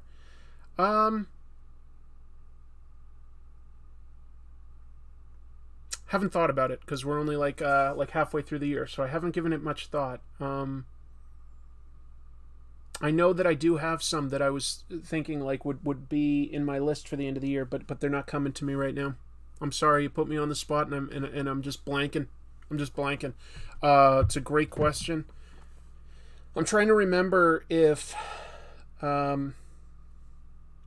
Monsters by Barry Windsor Smith came out this year or last year? I'm looking. Because that would definitely be... like, best of the year. That came out in 21. Okay, we're in 22. Okay, so that was last year. Wow, Chris Sears, thank you. I'm just dancing with that little Shiba Inu.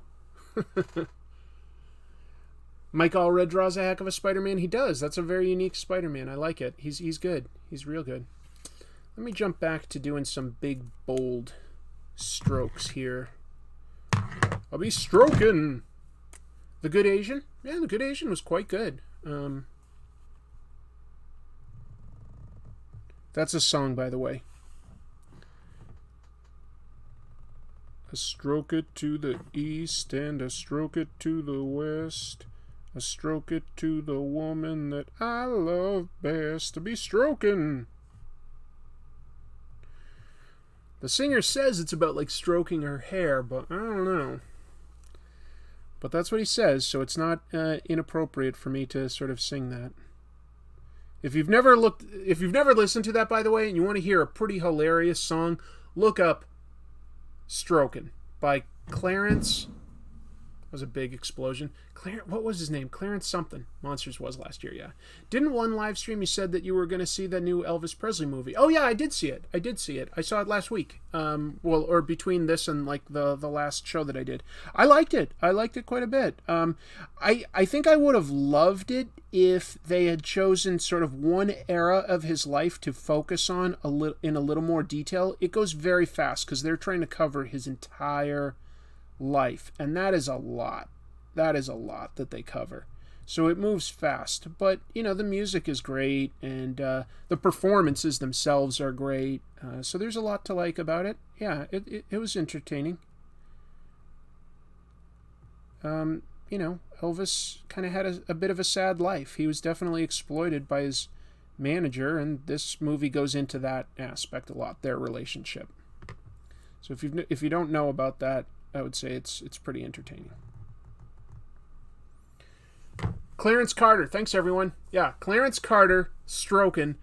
It's a pretty hilarious song. I'll be stroking.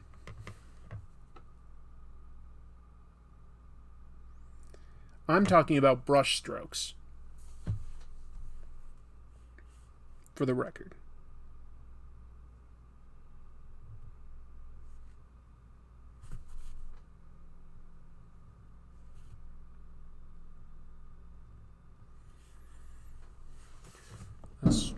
Jesus, some of these fireworks sound so close to me. I wonder if you guys can hear them. Hey, Mitchell. You filled up on spaghetti. That's an interesting, tasty treat for the day. That's an interesting one. I did not think to have that. I think I have some cheddar cheese-filled hot dogs in the fridge that I could heat up. So that would probably be my 4th of July meal later tonight when I finish this live stream. Probably.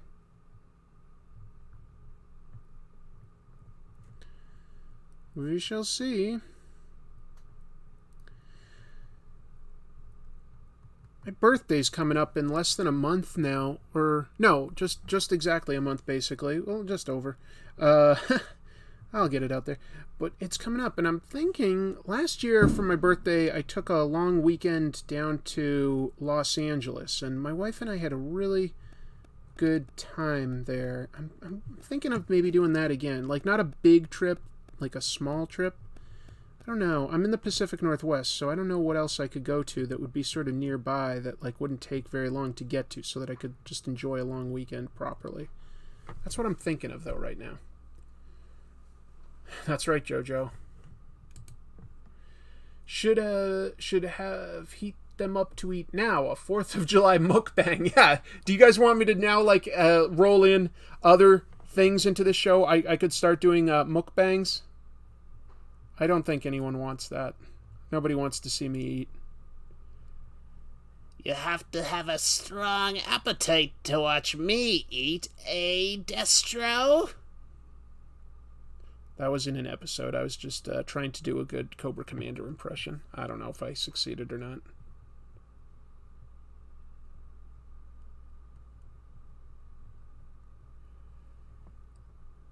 Oh, I'm Cobra Commander. Who are you?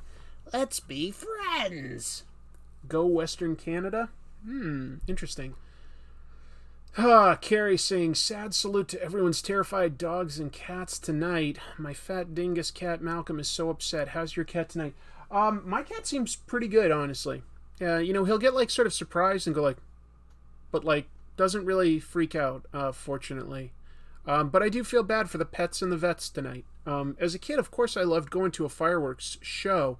I don't love hearing it getting set off in my backyard for like, several nights leading up to this. I don't love that, but, I expect it, but I don't love it.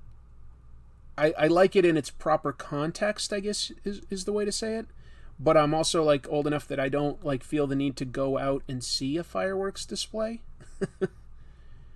I did like it a lot as a kid. But I think I like the whole event of it. Like, my family, we'd all get together in the car and drive down to a town called Plymouth. That's, of course, where the Pilgrims landed. And we'd literally, there's, like, sort of, like parks and a hill right by Plymouth Rock, and we'd always set up a picnic blanket there. It gets very full, it's everybody's picnic blankets end up like being butted right up against each other by the late afternoon. But you go and you bring like sort of a picnic. It might be fried chicken, it might be like fruit salad or macaroni or something, soda, beers for the adults and stuff. Hold on, here's a super chat. Andrew, thank you so much. July 2022 has Immortal X-Men, X-Men, X-Men Red, X-Force, Marauders, Legends, New Mutants, Wolverine, plus, I lost it, plus 5 minis. Wow. Oh, Knights of X too, and Legion of X. Oh my god, 1, 2, 3, 4, 5, 6, 7, 8, 9, 10 monthly comics plus minis. Okay, so X-Men definitely beats Spider-Man. That is bonkers. Yes, Skullman, I talked about that earlier. Let's see. Carrie says, I'm in Kentucky. They started like a month ago. Oh, I know. Chris, was it you that had the Jim Mahfood pop-up book on the stream a while back? I did. I wonder if yeah, I still have it. I know Jim carries these when he goes to conventions. It's pricey, but it is gorgeous. Anyway, so 4th of July, my family would go to Plymouth, and they set fireworks from a barge off on the, off on the water. And they'd also have, they'd have an orchestra playing music the whole night. Look at that. One time I saw a pop-up comic for The Spirit in, a half-price books, and I wish I got it. Why didn't I get that? Look at this Tank Girl one. That's so badass. That's so cool. Pop Life. Yeah, if you like Jim Mahfood's art, this is a gorgeous book to pore over, because there's lots of like detail to it. Is that big enough for you? It's a beautiful book. It's called Pop-Up Funk. It's really, really cool. It's really, really cool. You don't see too many things like this, so very unique. Very nice. Yeah. So if you are going to a convention this summer and you see that Jim's there, you might want to pick up one of those, because if he's got them still. I think he does, but I don't know for sure.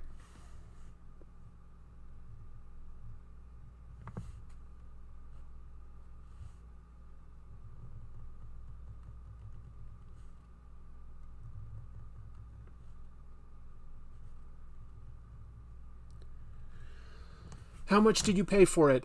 I didn't really want to like mention it, but like Jim gave it to me, which was very, very kind of him. I did not ask for it, but he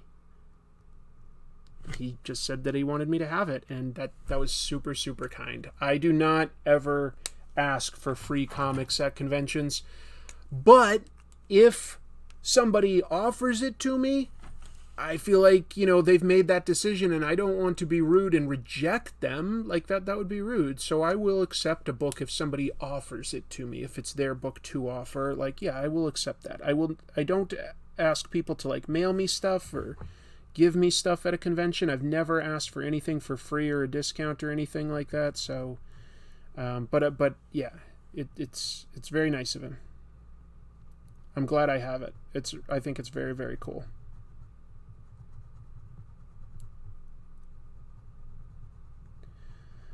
Very cool. Anybody taking any extra time off around this holiday? Doing anything? I've never seen the Bernie Wrightson pop-up book. No, Jamil, that sounds awesome. That's awesome.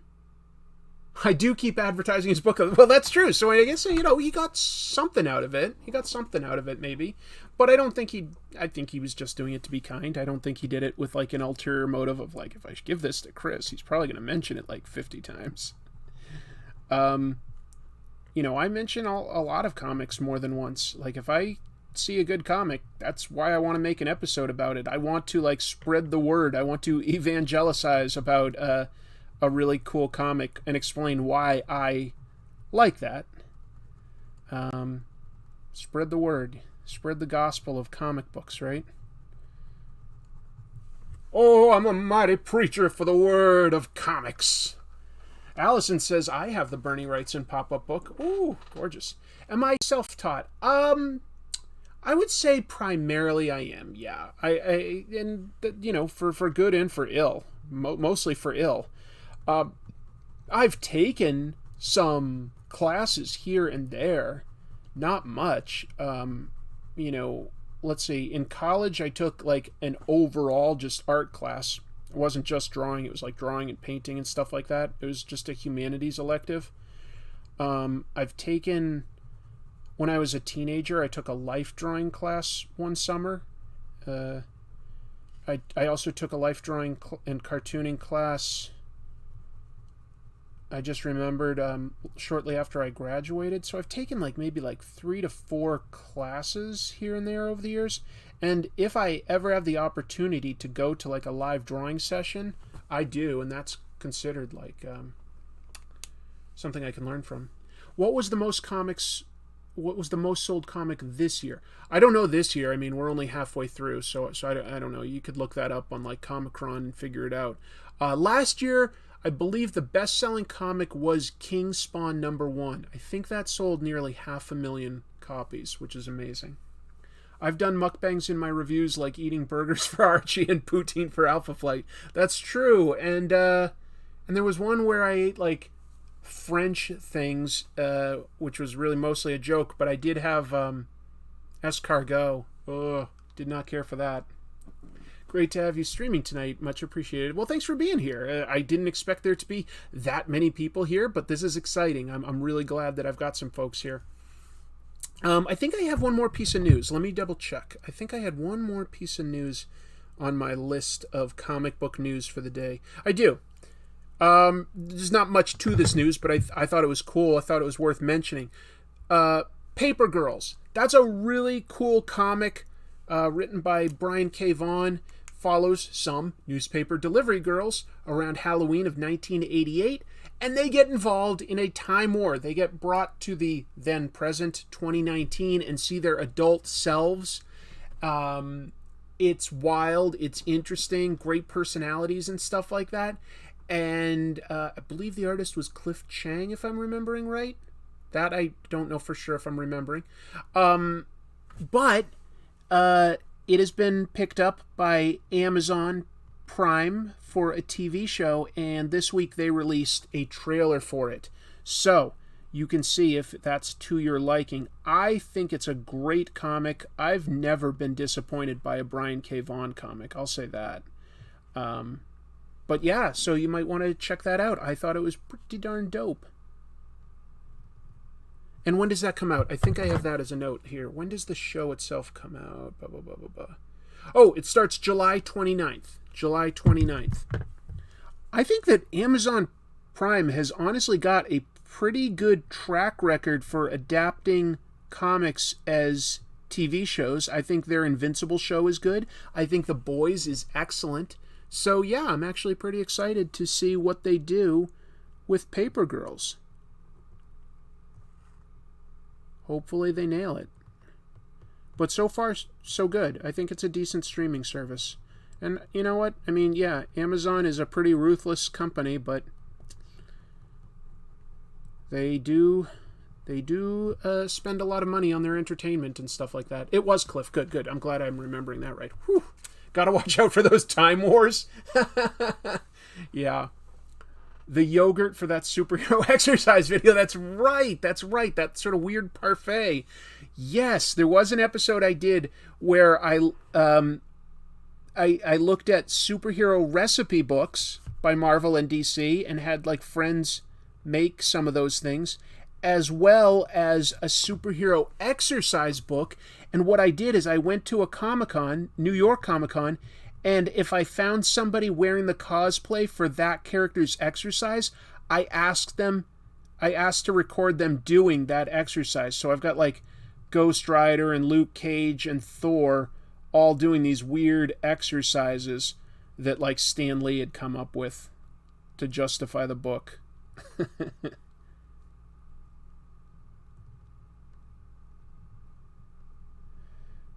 So yeah, some pretty nasty foodstuffs and some pretty weird exercises. That is an episode that I'm actually really proud of. It didn't do like gangbusters because it's kind of hard to explain that concept of what I'm doing in it. You know, it's pretty hard to lay it out, but I just think it's funny. The idea of like making superheroes do exercises and eating like superhero based foods, like, you know, their recipe for fried chicken was gross. It said coat some chicken in mayonnaise and then roll it in cornflakes and then bake it. And my friend did it. That did not look good.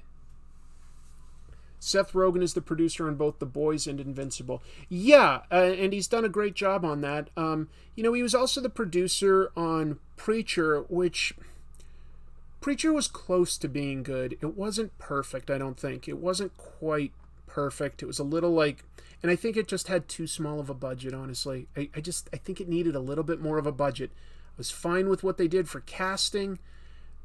You know, the scripts were just struggling with what they could accomplish with like kind of a smaller budget. That was hard because Preacher's kind of epic at times. I love the more obscure parts of comic history. Other people don't talk about it. Thank you, Mandela. I try to look for those things. I try to look for those things.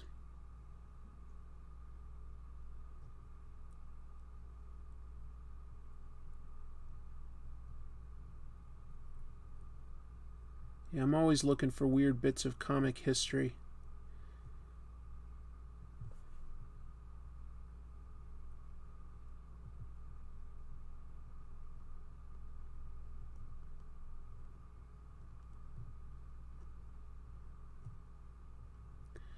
Just doing some fine detail, and then I'll jump back in to see what the chat room has to say.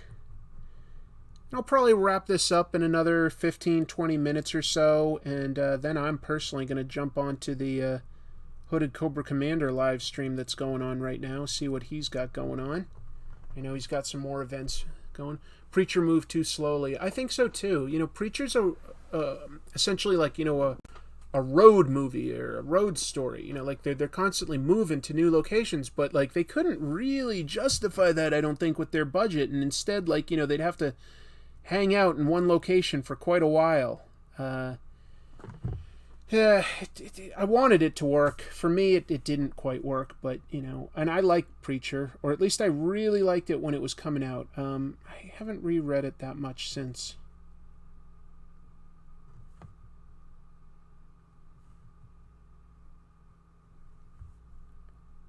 I need to reread it at some point.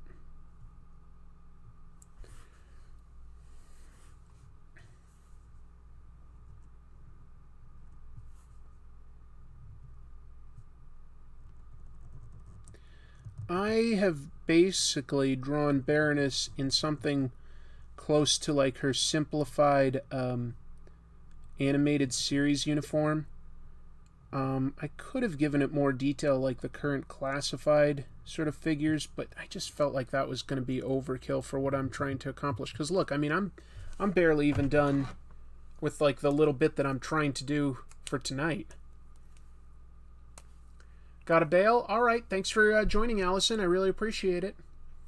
I am up to date on Better Call Saul, JoJo. Fantastic show. Fantastic. Just incredible. So good. Love it. Hold on. Is that a super chat? Andrew Jefferson saying, which streaming service will do a Stardust the Super Wizard show? Whichever one is the most desperate for content at the cheapest price, since that's in the public domain. I don't know. What would that be? Like Apple TV or something like that? But I hear that they've made some good things, actually. So maybe it wouldn't be Apple. Who all would be... Who's like the bottom tier of streaming services? I don't know. There's got to be... There's so many out there. I'm sure it's one that I barely know about. Might be AMC. I thought your video about Spider-Man versus teen pregnancy was hilarious. Thanks for watching it, Ethan. That's really nice of you.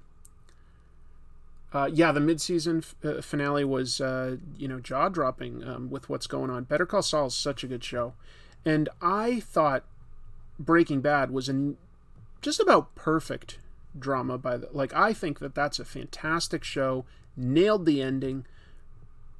Perfect performances throughout. Just really, really liked it. So when they did a spin-off, I was like, I don't know how they can capture lightning in the bottle a second time. I just don't know how they can do it. And you know what? They totally have. They totally have. Like, Better Call Saul is incredible. Very, very good. Tense, funny, dramatic, everything you'd want out of a TV show.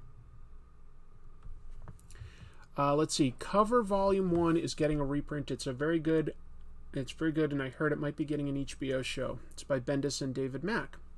Cover, huh? Okay. I watched all of Season 1 of Mr. Robot, and I liked it, but I just never kept up with that one, I have to admit. So I don't know where it went after that. Mandela Butterfly says, thoughts on Stranger Things and Miss Marvel so far? I'll do my best to do that without giving any spoilers for anyone that's worried about that. I don't like to spoil anything unless I'm specifically saying this is a review about such and such and I'm going to talk about it. So, non-spoiler thoughts. Stranger Things Season 4 is probably my personal favorite season of the show. I thought it was great. I've finished it. Love what they gave us. Some really cool moments with different characters.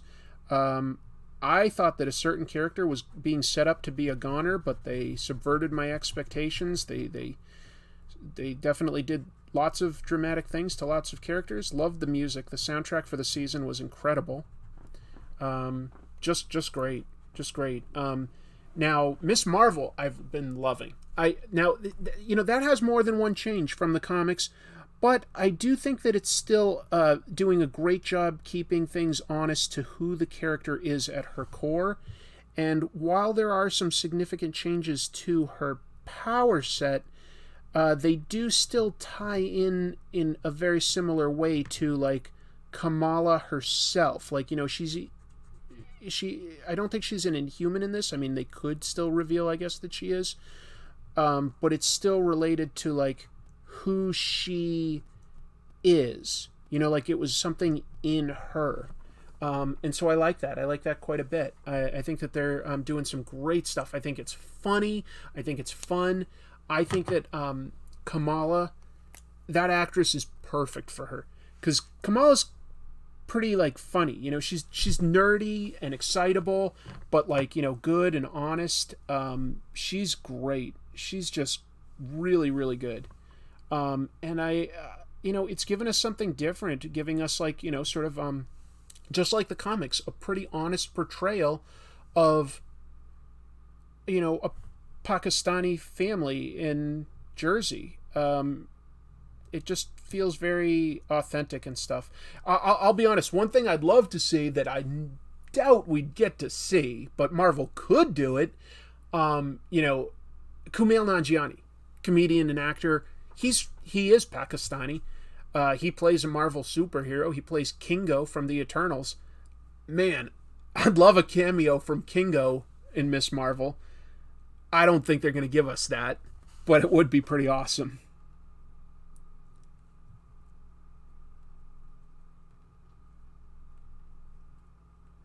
So yeah, I definitely recommend Miss Marvel. My partner and I have definitely been enjoying it. Let's see. Did you ever finish that Comics Are For Everyone drawing? Yeah, no. Yeah, last week I was trying to draw like sort of like a bunch of different people like reading from a spinner rack, but I didn't love how it was coming out, folks. I don't know. I feel like I didn't get the perspectives right down here. And then I was like, well, I could always like crop it and make it a panel. An actual panel. So I might finish it, but I don't know if I love it. I was thinking of doing this like Comics Are For Everyone, just have a bunch of different people reading comic books at a spinner rack. I like the idea still. I'm not sure if I like my execution or not. I got to think about it some more.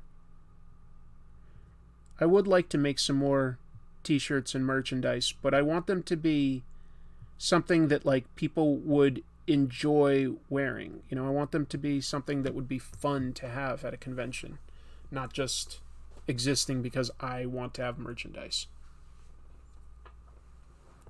They mentioned Kingo as an actor in Ms. Marvel. I think you're right. I think they did mention that, and I like that reference.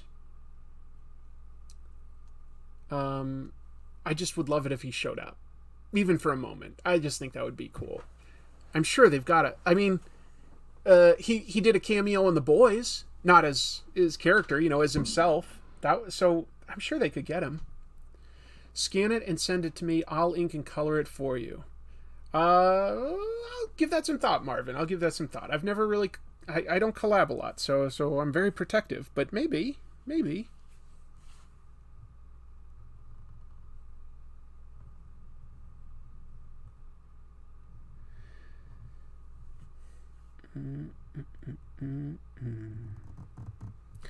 Now I gotta switch to brush. This is just too fine for what I'm doing. Comics have been for me for over 30 years. Have been for you? I feel like I missed something. Sorry.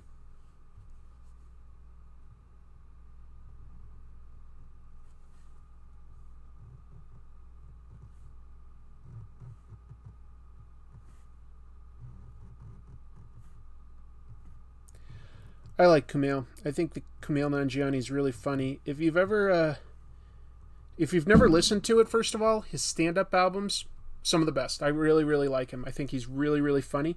I also think his movie about his life, The Big Sick, is really, really well done. I really like that. So if you've never seen it, all I can say is I give it my recommendation. You know, I got to interview Kumail before he was ever, you know, a big actor. He was a comedian, and he did some podcasts and stuff. And I had him on my podcast. It was a podcast about the game Call of Duty. And he's also a big video gamer. So I had him on my show, and we just like talked about Call of Duty and jokes and stuff like that. It was really nice. He was a super sweet guy to me. And now he's just, you know, a movie star. It's amazing. It's amazing to see people that you've talked to and interacted with become so huge. Have I done an episode on comic tropes about Dark Knight Returns? No, I don't think I've done specifically Dark Knight Returns, and I think I've been slow on that just because it's been analyzed so much that I'd have to have like a really unique take on things that hasn't been done before to justify doing it. Kumail was just on Obi-Wan. Yeah. Yep, did both Star Wars and Marvel, so... And he was really funny on Silicon Valley. That was a good show. If you like Mike Judge, you know, he did Silicon Valley. He's done stuff like Office Space, and he's done Beavis and Butthead, King of the Hill. On Paramount Plus, there's a new Beavis and Butthead movie, and you'd think, hey, it's been too long, like, it's not going to work. It's really funny, in my opinion. I started watching it, and I was laughing, like, almost right away. It's really funny. So, yeah, even if you don't know Beavis and Butthead, if you've got Paramount Plus, it's totally worth watching. It's funny, folks. It's really funny.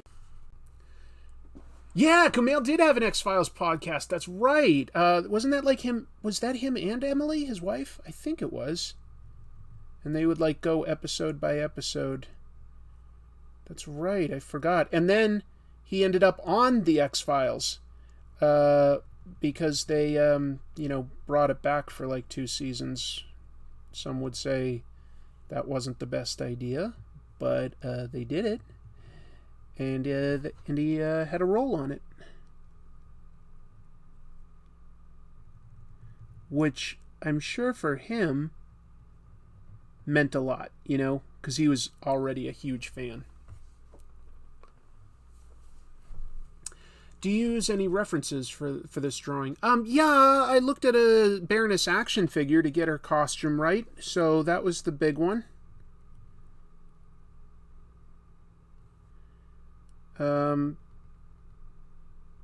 I specifically looked at a reaction figure, which was based on her cartoon look, her cartoon costume.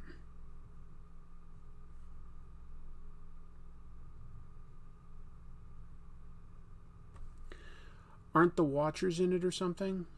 Sort of.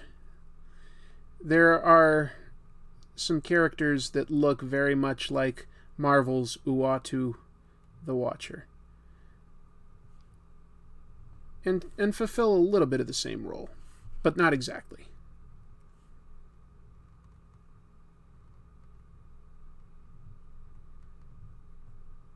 I don't know how Mike Judge does that, like, snickering fast laughter from Beavis and Butthead.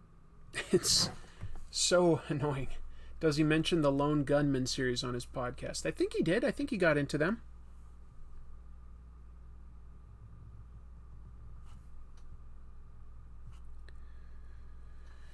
Man, just speaking of it, I liked the X-Files a lot. I watched it for its whole run from, season 1 to the final season, and I definitely could tell that there was a big dip in quality after about season 5 or 6. Season 5 and 6 were still pretty darn solid, I guess, but there was a dip. They'd still have good episodes up until the end. There was always some good episodes, but the overall quality, because their mythology just became a total mess. Because they just kept adding new mysteries to it instead of wrapping it up and maybe introducing a new type of a mystery. They just kept making the main one more and more complex, and so I didn't love that. Up through the first movie and sort of following up from that, I think that the show was still pretty darn solid. And the episodes you used to get excited for in those days would be the ones that would be about the aliens, and then those episodes became the ones that were a drag because they just got too convoluted and complex, and you just were like, I'm just here for the monster of the week. Just give me a good, weird monster mystery, and that's plenty. And so they could still have good ones of those up to the end, but their mythology was a mess by the end. I've been doing Beavis and Butthead's laugh for decades now. I've seen some Kolchak, not all of it, but I saw some Kolchak. I saw where X-Files drew its inspiration from, and what was that actor's name? Was it Darren McGavin that played Kolchak? He, of course, played David Duchovny's father on the show. That was a pretty nice reference. Did you hear Ryan Stegman and Donny Cates made their own creator-owned comic? Yeah, I think that they're doing it at Image. They announced that they would be doing it, but I don't think that they announced exactly what the comic is yet, if I remember correctly. As soon as there's some details on it, I will be adding that. Oh my god, I totally remember the incest episode, Mian Yan. That was really disturbing for its time, for you were like, this is on network TV. It was pretty gross, in terms of the sort of level of gore that they gave on that show.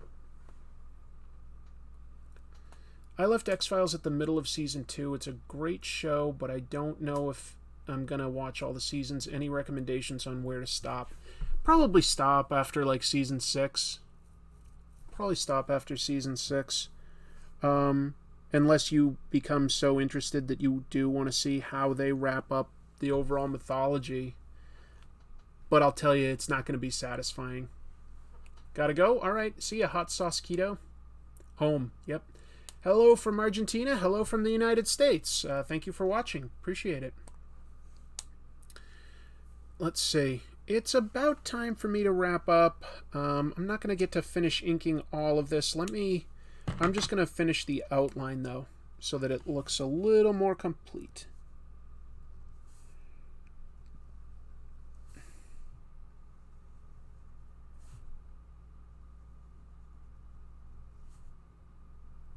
And if you want to just still, like, veg out to, like, a podcast, or, you know, like a YouTube streaming thing, my friend Hooded Cobra Commander 788 is still streaming for another few hours today. He's doing like he does a 12-hour live stream for the 4th of July. So that's going on right now, and he's still going to be going for a little while. He's got like content planned, things to do, things to watch, review, discuss.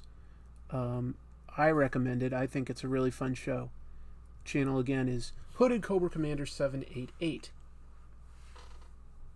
Are you going to keep reading comics? I am going to keep reading comics. That's an interesting question to have asked, Andrew, but I do plan on continuing to read them. I think it would be a good idea.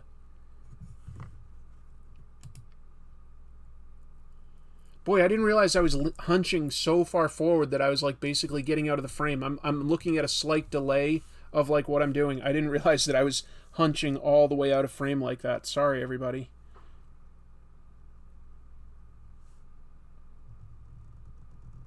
That's some bad posture there. That ain't gonna do me any favors. You know, it's probably a decent time to wrap up no matter what, just because there's going to be plenty of fireworks noise the later I stay. There's nothing I can do about that. That's just what today is. And while fireworks are illegal here in my town, that has never seemed to stop anybody. Probably the same wherever you are.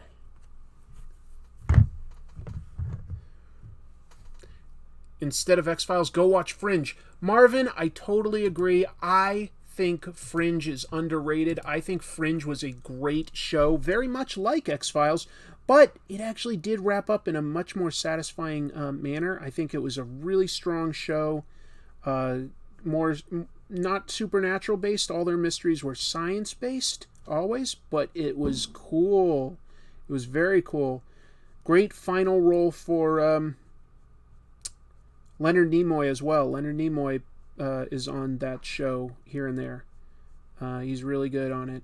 I didn't see much of Anna Torv, the main actress, after she did that. I think that she did a streaming show or something where she played an FBI agent again. I don't know, but I didn't see a lot of her after that show, but she was good on it. And but Walter Bishop, the eccentric scientist that's helping the FBI, he is the character on that show. He's just amazing.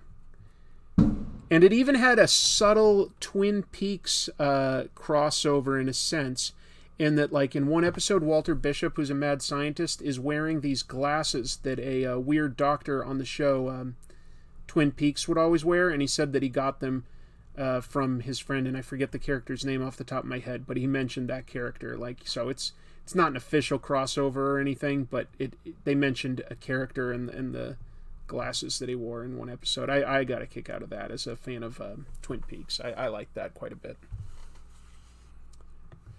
She was in David Fincher's Manhunter. Okay. Was it Manhunter or Mindhunter? Anna Torv is going to be in The Last of Us show. Oh, really? All right. I want that to be good. I love that game. That's like, in my opinion, one of the all-time best video games. Just incredible. Certainly its story is a huge part of that, but I did like the gameplay and the look of it all as well. But like, yeah, just one of the best stories I've ever encountered in a video game is The Last of Us. Love that game. I'll have to replay it at some point. So good. Since I mentioned that, though, what's your all-time favorite video game? If you could choose like one video game, what would your favorite of all time be and why? I'd be curious to hear if there's something. It was Mindhunter. Okay. I've heard of Mindhunter. I haven't seen it. I didn't realize she was on it. More of a reason to watch it. I thought she was incredible on Fringe. I really liked Fringe a lot. Did that sort of Spider-Verse alternate universe stuff before anyone else was making it popular, and did it well. Pong? If you're serious, I totally understand. Like, I grew up with Pong being, like, when I was really, really little. Like, everybody loved Pong. Pong was, like, a game that was on all sorts of consoles. Like, just a console for nothing but Pong. Final Fantasy VII, yeah, loved that. Fallout New Vegas, okay. Donkey Kong, Zelda Majora's Mask, Bioshock's great. Resident Evil 4, yep. Ninja Turtles 2 Arcade, NES, all right, right on.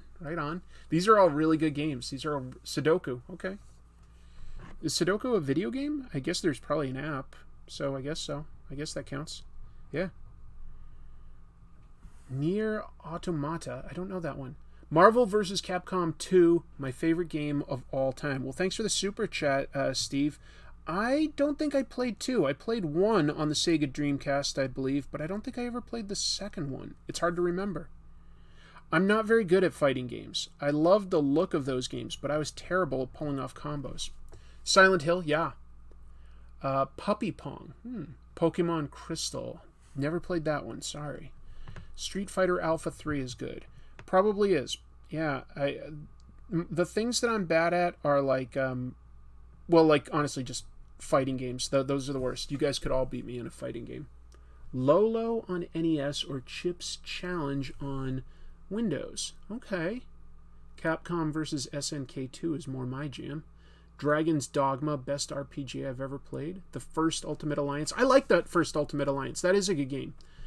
Suganai is a cool game idea. You play a ghost who could possess people to solve their problems. Oh, I like that idea quite a bit. That's a really cool idea. That's badass. I'm just going to finish a little bit more of this black and then like erase some of like the pencil marks, and I'm close to wrapping it up, but I'm just... Sometimes when you're this close, you just sort of want to see a little bit more of it through to completion, you know? Zelda 2, King of Fighters, Batman Arkham City, yeah. Capcom's Marvel superheroes games were amazing. Puppy Pong was a Pong machine that had Snoopy lying on top of it. Oh, weird. Tactics Ogre. Don't know that one. Earthbound, yep. Mardek, Flash RPG. Psyops, Apes a Poppin' on Tiger Electronics. Oh yeah, I remember the Tiger Electronics games. That's awesome. Wow. A lot of different games being thrown out here. Obviously a lot of different tastes, but that's beautiful. You know, sometimes people ask like what qualifies as art, and you know, it's been said like are video games art? And I would say sometimes they are. I think that some of them do aspire to be, and that's all you need, is that if you aspire to be art, then you are art. I don't know. Red Dead Redemption 2, very fun game. Prince of Persia, yeah. But it is a tough question to answer easily. Like, you know, what is art? That's a tough one to answer.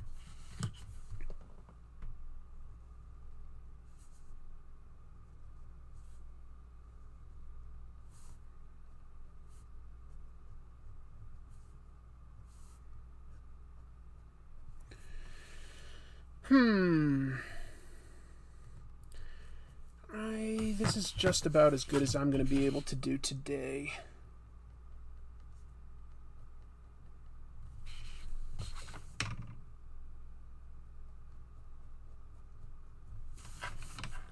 Tomorrow, work. Anybody get their tickets to see the new Thor movie this week? I got some to see it, I think, Thursday.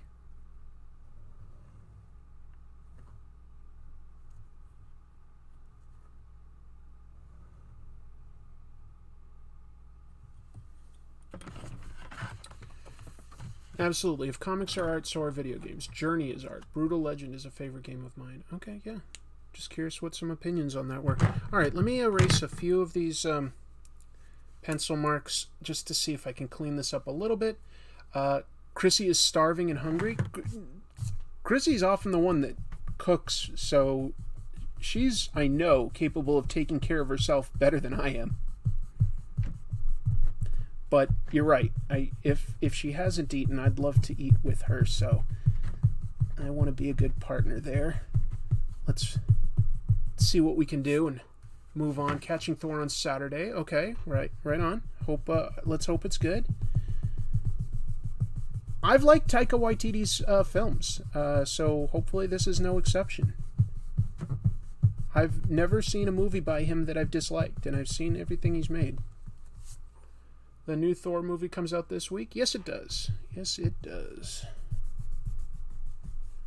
Thor Love and Thunder. Probably like midnight some places, but basically like Thursday.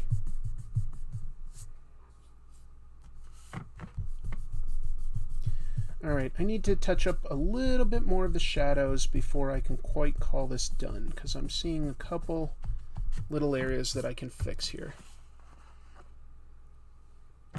But I'm almost done.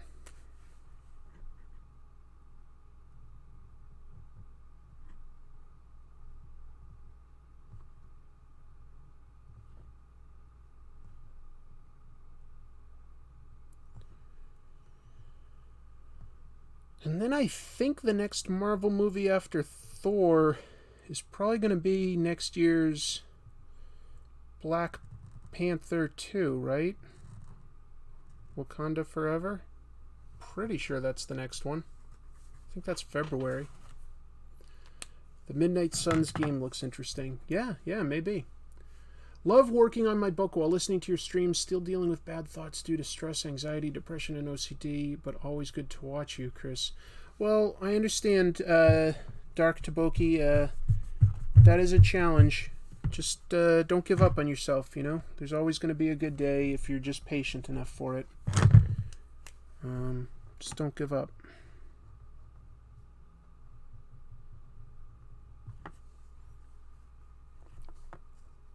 Alright, I think that's about as much as I can do for today. Let's see, do I have that centered? Move it down a little like that. Yeah. Black Panther is November. Oh, so no, that's this year. Okay.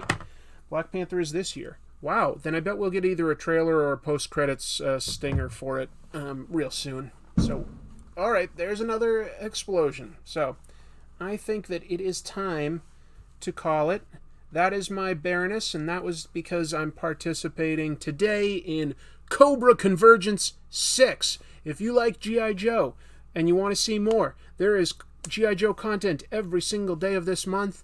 You can see the list of everybody making videos at hcc788.com. If you're curious for some more, that guy is actually live streaming right now. So you can go over, if you want to still like have some background, somebody talking and stuff. I'm wrapping up, but you can go to Hooded Cobra Commander 788. He's got a YouTube channel. I'm going to go there and just hang out while I have my dinner. Happy 4th of July if that's your thing. I will be back next week with more live reviews, art, comic book news, and of course there will be a new Comic Tropes this weekend. If you haven't had a chance to see it, the one I did this week is on Alex Ross and his contributions to Kingdom Come specifically. I think that's a stellar DC comic, and hopefully you get something out of my silly little episode there. I hope so. You guys have made today a lot of fun for me. Less lonely, a lot of fun. Take care, and until I see you next time, keep reading comics. All right, my cat's running around like crazy. I gotta go get him. See y'all.